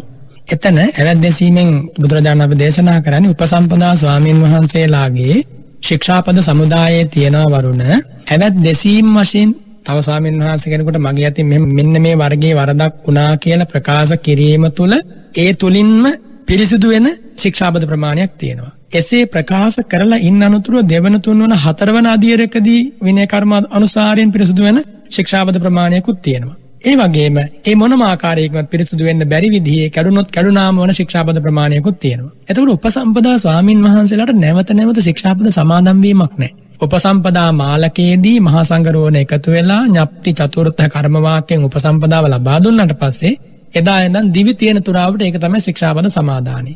එහෙම වෙද්දී යම් ශික්ෂාපද කැඩෙන්නට පුළුවන්. අන්නේ කැඩුනට පස්සේ ප්‍රතිකර්ම කිරීම වශයෙන් තමයි මේ ඇවැද්දසීම කියන කාරණේ බුදුරජාණන් වහන්සේ දේශනා කරන්නේ. මේක වරුණ පාපෝච්චාරණයක් නෙමෙයි. පාරිශුද්ධිය පිණිස අනුගමනය කරනු ලබන උත්තම විනය කර්මයක්. එක පැත්තකින් එතෙන්දී මගේ අතින් මෙහෙම වරදක් සිද්ධ වුණා කියලා තව උපසම්පදා ස්වාමීන් වහන්සේ කෙනෙකුට ප්‍රකාශ කරනවා. එහෙම නැත්නම් සංඝයා වෙතම ගිහිලා ප්‍රකාශ කරනවා. එතකොට මේ ස්වාමීන් වහන්සේ හෝ ඒ සංඝයා අහනම "ඇවැත්නි ඔබ මේ වරද දකින්නවද? ඔබ අතින් මෙහෙම වරද සිද්ධ වෙනා කියලා ඔබ ප්‍රකාශ කරන ඔබේ වැරද්ද මුලැමැදාග දකින්නවද හරියාකාරව?" ආමභන්තේ පස්සාමි. එහෙමයි ස්වාමීනි මම මේ වැරද්ද දකිනවා. ඊට පස්සේ ආය නැවත අහනවා මේ ස්වාමීන් වහන්සේ ආයතින් ආවුසෝ සංවරේයාසි. ආයතින් භන්තේ සංවරේයාසි. ඔබ නැවත ඒ වරද සිදු නොවන විදිහට මේ මොහොතේ පටන් හික්මෙනවද සංවර වෙනවද? සාදු සුට්ටු භන්තේ ආයතින් සංවරිස්සාමි කියලා ප්‍රතිඥාවක් දෙනවා. ස්වාමීනි ඒකාන්තෙන් මේ මොහොතේ මේ ඇසිල්ලේ පටන් මම සංවර වෙනවා නැවත ඒ වරද කරන්නේ නැහැ. ආන්න එතනින්ම ඒ වරද සිද්ධ වූ වරදට නැත්නම් ඒ සිද්ධ වෙච්ච ශික්ෂාපදයේ කැඩිච්ච එක පිරිසුදු වෙනවා. ඒක නැවත ඒ ශික්ෂාපදයේ පිහිටනවා. ඉතින් ඔන්න ඕකට තමයි ඇවැද්දසීම කියලා කියන්නේ. ඇවැත් කියන වචනේ තේරුම තමයි වරුණ වරද කියන එක. වරද කියන එක. ඒතර ඇවැද්දසීම කියලා කියන්නේ මේ වරද ගැන තව ස්වාමීන් වහන්සේ කෙනෙක් දැනුවත් කිරීම. ශාසන ප්‍රතිපදාව වරුණ හරි විවෘතයි. විවටෝ විරෝචති නෝ පටිච්චන්නෝ සුජන්න මතිවස්සති. මේකේ වහගෙන හිටියොත් දැන් සාමාන්‍ය වහාලයකින් වැහිලා තිබුණොත් තෙමෙන්නේ නැහනේ. හැබැයි මේ තුල බුදුරජාණන් වහන්සේ දේශනා කරන හොඳට වහගන්න ගියොත් එimhe හොඳටම තෙමෙනවා කියලා. ඒ කියන්නේ සැඟවිලා ඉඳලා රහසේ පව්කම් කරලා හරියන්නේ නැහැ. විවර කරන්නට ඕනි හැමෝටම නෙමෙයි. උපසම්පදා ස්වාමීන් වහන්සේ කෙනෙකුගේ ඇවැත් ගැන කතා කිරීමේ අයිතිය තියෙන්නේ තවත් උපසම්පදා කෙනෙකුට විතරයි වරුණ. ගිය කෙනෙකුටවත් සාමණේර කෙනෙකුටවත් වචනයක් කතා කරන්න බෑ. කියන බරපතල පව් සිද්ධ වෙනවා.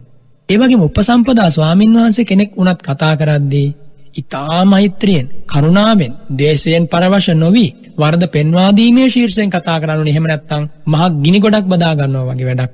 හාත්පසින් පිච්චෙන්න පුළුවන්. ඉතින් එනිසා මේ උපසම්පදා ස්වාමීන් වහන්සේලාගේ සහ භික්ෂුණීන්ගේ පාරිශුද්ධිය පිණිස තියෙන ක්‍රමවේදය තමයි ඇවැත් දෙසීම කියලා භාග්‍යතුන් වහන්සේ දේශනා කරන්නේ. ඒකම තමයි වරුණ ගියත් පන්සිල් සමාදන් වෙන්නේ. නැවත නැවත සීල පාරිශුද්ධිය පිළිටන්නේ.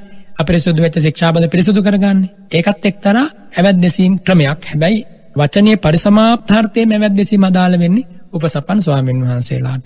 සයනස් අවසර දැන් එතකොට දැන් එතනදී ඇවැත් දෙසීම තුල ස්වාමීන් වහන්සේ නමක් යම් උන්වහන්සේගේ අතින් යම් අඩුපාඩුවක් වැරද්දක් සිදු වුණා නම් එය ඇවැත් දෙසීම තුලින් ඒ තත්වයෙන් මිදෙන්නට තියෙන හැකියාව වගේම නැවත දැන් පංචශීලය ඔබ වහන්සේ සිහිපත් කළා ගිහියන්ට හොඳ අවස්ථාවක් කියලා. හැබැයි අපි පංචශීලයේ සමාදන් වෙනවා. ආපහු අපි දැනගෙන මේ වැරදි ටික කරනවා.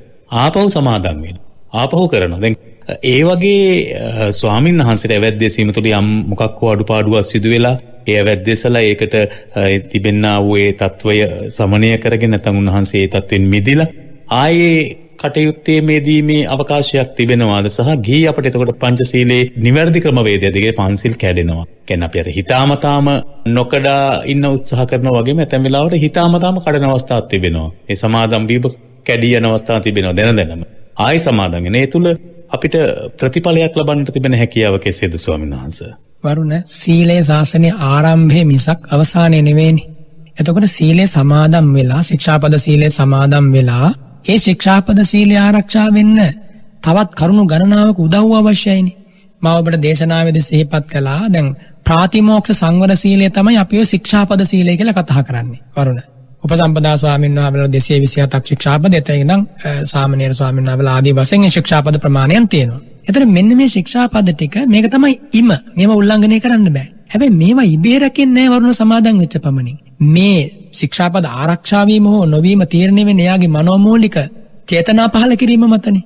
යෝනිසෝ මනසිකාරය සහ අයෝනිසෝ මනසිකාරය මතනේ. එතකොට ඉන්ද්‍රිය සංවරය නැති කෙනාට ශික්ෂාපද සීලය රකින්න බැරිව යනවා.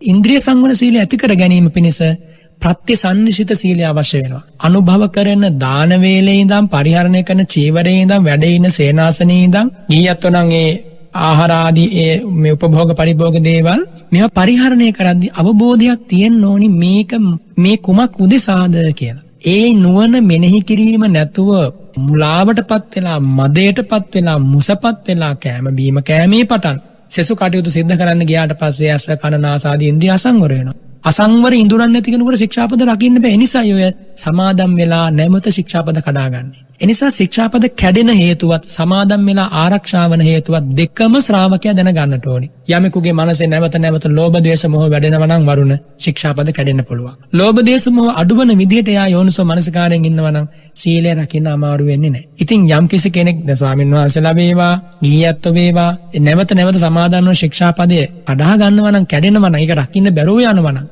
පැහැදිලිව බලන්න ඔබේ ඉන්ද්‍රිය අසංවරයි. ඉන්ද්‍රිය සංවර සීලය නැහැ. ඒ වගේම ඔබ පරිභෝග කරන සිව්පසය පිළිබඳව හරියාකාර අවබෝධයක් නැහැ. ඔබේ කායික ස්වરૂපය ගැන කායගත සතිය වැඩිලා නැහැ. ඒ වගේම ඔබට මේ මම මැරෙන කෙනෙක්, දිරෙන කෙනෙක්, ජරාවටපත් වෙන කෙනෙක් අර අෂ්ට සංවේග වස්තු ගැන මම කිව්වේ වරුණ දේශනාවේ. ආන්නේ සංවේග වස්තු මානසිකාර කරන්නේ නැහැ. ඒව මානසිකාර කරනවා නම් සීලය රකින්න එක බුද්ධ ශාසනයේ අමාරු දෙයක් නෙමෙයි. සීලය කියන්නේ මිහිරක්. සීලය කියන්නේ පුද්ගලයෙකුගේ හදවතට හරියට ඇවිලිච්ච ගින්නක් නිවාලීම පිණිස සිසිල් දියක් ඉසිනවා වගේ. කාමය කියන පොරපිටියට බැසගෙන කෙසේ හෝ කාමයන් ලබා ගැනීම යම් පුද්ගලයෙක් සිද්ධ කරනවා නම් ඒක යාට මහා වෙහෙසක් කියලා තේරෙන්නේ වරුණ කාමයන්ගෙන් ඈත් වෙලා ඈතින් ඉඳගෙන ඒ උදෙසා දුක් විඳින මිනිසු දෙස බැලුවට පස්සේ. ඒකනේ බුදුරජාණන් වහන්සේ දේශනා කරන වරුණ පඤ්ඤා පසාද මාරෝහිය අසෝකෝ සෝකිනින් පඤ්ඤා පබ්බතට්ඨව භුම්මට්ටේ ධීරෝ බාලේ අවික්කති. සහම්පති බ්‍රහ්ම රාජය ඇවිල්ලා භාග්‍යවතුන් වහන්සේට ආරාධනා කරනවානේ. උට්ටේ වීර විජිත සංගාම අනන විචර ලෝකේ. දේශේතු භගවා ධම්මං අඤ්ඤාතාරෝ භවිස්සති. අනේ ස්වාමිනී ලෝකෙ දිහා බලන්න. මේ ලෝකෙ මිනිස්සු අප්‍රමාණ දුක් විඳිනවා. තථාගතයන් වහන්සේ ප්‍රඥාව නම් වූ ප්‍රාසාදයේ මස්තකයට නැගලා. මේ අසරණ ලෝසතුන් දෙස දැන් බලන වෙලාව පිහිට වෙන්න ස්වාමීනි. එහෙමනේ ආරාධනා කරන්නේ. ඉතින් එනිසා මේ ධර්ම මාර්ගයේ මේ ප්‍රතිපදාව තුළ ගමන් කරනකොට වරුණ ශ්‍රාවකයාට වැටහෙන්නට ඕන මෙන්න මේ විදිහට මම හිතුවොත් නම් මගේ සීල රැක ගන්න බෑ. මෙන්න මේ විදිහට මට හිතුවොත් නම් මේ සීල රැක ගන්න පුළුවන්. ධර්මයේ ස්වාක්ඛාත ගුණය කියන්නේ ඒකමයි වරුණ. මේ ධර්මයේ ස්වාක්ඛාතය සම්දිට්ඨිකයිනේ. මේ ගුණ දෙකෙන් කියන්නේ වරුණ දැන් ඔන රාග හිතවිල්ලක් ඇති වුණා. අවංකවම කෙනෙක් රාගය ඇති වෙච්ච වෙලාවෙ හෝ ඊට පෙර ආතුවේ ඉඳන් හෝ අසුබ සතිය වඩලා තිබ්බනම් රාගය ඇති වෙන්නේ නෑම තමයි වරුණ. ඒ වගේම මෛත්‍රිය හොඳට වඩලා තිබ්බනම් ද්වේෂය ඇති වෙන්නේ නෑමයි වරුණ. ඒකාන්ත සත්‍යයක්. ඉතින් එනිසා ඒ ධර්මයේ ගුණය තාම ජීවමානයි. එනිසා ශික්ෂාපද කැඩෙන හේතුවත් රැකෙන හේතුවත් හඳුනාගෙන කැඩෙන හේතු සම්පාදනය කරන්න එපා ජීවිතය. ඒතකොට කොහොම ශික්ෂාපද කැඩෙනවා? ලෝභ දේශ මොහ නිතර වැඩන්නේ කිව්වොත් අර සීමාව පැනලා යනවා වරුණ. ඉතින් එනිසා ඔබ බුදුරජාණන් වහන්සේගේ ශ්‍රාවකයෙක් ලෙස සමාදන් වන සීල එකම සැරයක් සමාදන් වෙලා පුළුවන් නම් ජීවිත පරදුවට තබලා ආරක්ෂා කරන්න. වරුණ ජීවිතයේ දවසක් රකින්න සීලයට වඩා දවස් දෙකක් රකින්න සීලය ඉතා බලවත්. සතියක් රකින්න සීලය ඊටත් වඩා බලවත්. එකම ශික්ෂාපදයක් වුණත් වරුණ අවුරුදු කීපයක් එක දිගට රැකලා තියෙනවා නම් ඒයින් ජනිත වන ආධ්‍යාත්ම ශක්තිය පුදුමයි. ඉතින් එනිසා ආදරයක් කරන්න මේ සීලයට, ගෞරව කරන්න මේ සීලයට. මේක කඩා ගන්න ඕන තරම් අවස්ථා සංසාරේ හිමි වුණා වරුණ. උපදිච්ච ජීවිතවල කරගත්තෙත් එච්චරනේ. මේ ලැබිච්ච වෙලාවෙ රැක ගන්න තියෙන අවස්ථාවේ සීලය පාවලා දෙන්න එපා ලාමක කාම ධර්මවල.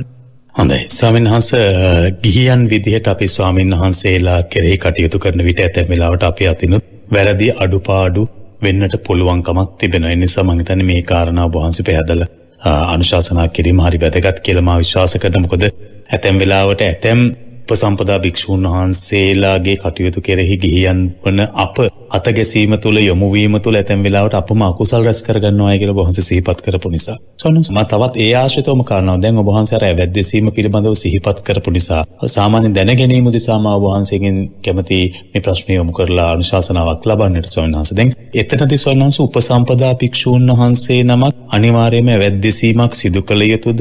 පොහොය කර්ම කළ යුතුද? මහා සංඝයා හමුවට නැත්නම් උපසම්පදා ස්වාමීන් වහන්සේලා හමුවට රැස්වීමේ කටයුතු සිදු කළ යුතුද?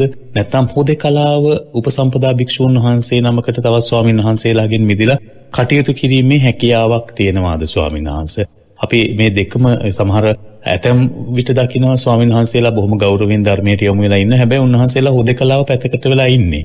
උන්වහන්සේලා ඇතැම් වෙලාවට අපි දකින්න විනය කර්ම වලට සහ සම්බන්ධ වන්නේ පොය කර්ම වලට සහ සම්බන්ධ වන්නට අවස්ථාවක් උදා කරගන්නේ නැහැ කියන කාරණේ නිසා එහෙම අවශ්‍යතාවයක්ම තිබෙනවාද ස්වාමීන් වහන්සේ? ඒ තුල උන්වහන්සේලාගේ සීලයට යම් ගැටලුවක් වෙනවාද කියන කාරණේත් මම ඔබ වහන්සේගෙන් දැනගන්නට කැමතියි.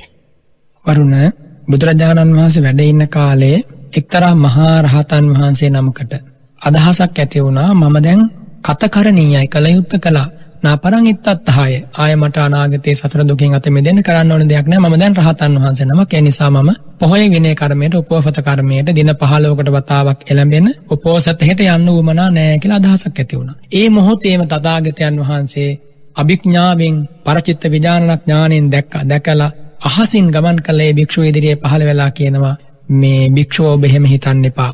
ඔබ ඒකාන්තයෙන් උපෝසතයට යන්න. ඔබ එහෙම හිතුවොත් අනාගත පස්චිම භික්ෂුන් වහන්සේලා කිසිසේත් මේ පොහොය කර්මය සිද්ධ කරන එකක් නෑ. එනිසා ඔබ ඒ උපෝසතයට යන්න කියලා භාග්‍යවතුන් වහන්සේ වදාලා. එනිසා කිසිම භික්ෂුවකට අයිතියක් නෑ පොහොය කර්මයට නොපැමිණ ඉන්නට. ඒ පොහොය කර්මයට දින 15කට වතාවක් හෝ 14කට වතාවක් ඒ පොහොය කර්මය කියන එකෙන් සිද්ධ වෙන්නේ වරුණ සීමා මාලකයකදී උපසම්පදා භික්ෂුවකගේ ශික්ෂාපද මුල ඉඳන් අග දක්වාම එක ස්වාමීන් වහන්සේ කෙනෙක් සජ්ජායනා කරනවා. ඒ සජ්ජායනා කරද්දී මුලින්ම ප්‍රතිඥාවක් දෙනවා මේ එකම ශික්ෂාපදයක් හෝ කැඩලා තියෙනවා නම් නිහඬව ඉන්න එපා. නිහඬව සිටීමම ආපත්‍යක් සිද්ධ වෙන්න හේතුවක්. ඒ මොහොතේ කියන්න ඕනේ. ඒ වගේ උත්තම ප්‍රතිඥාවක් දෙන තැනක් තමයි මේ උපෝසත ගෘහය කියලා කියන්නේ. උපෝසතාග්‍රය කියලා කියන්නේ. පොහොය කරන තැන කියන්නේ. මෙතන තමයි උපසම්පදා ස්වාමින් වහන්සේලාගේ ජීවිතයට මේ විනය කොහොමද ගලපා ගන්න කියන එකේ උත්තම කතිකාවත සිද්ධ වෙන්නේ. මේක ගෞරවනීය විනය කර්මයක්. ශාසන ප්‍රතිපදාව පවතින්නේ මේ මතින්මයි. එනිසා කිසිම භික්ෂුවකට අයිතියක් නැහැ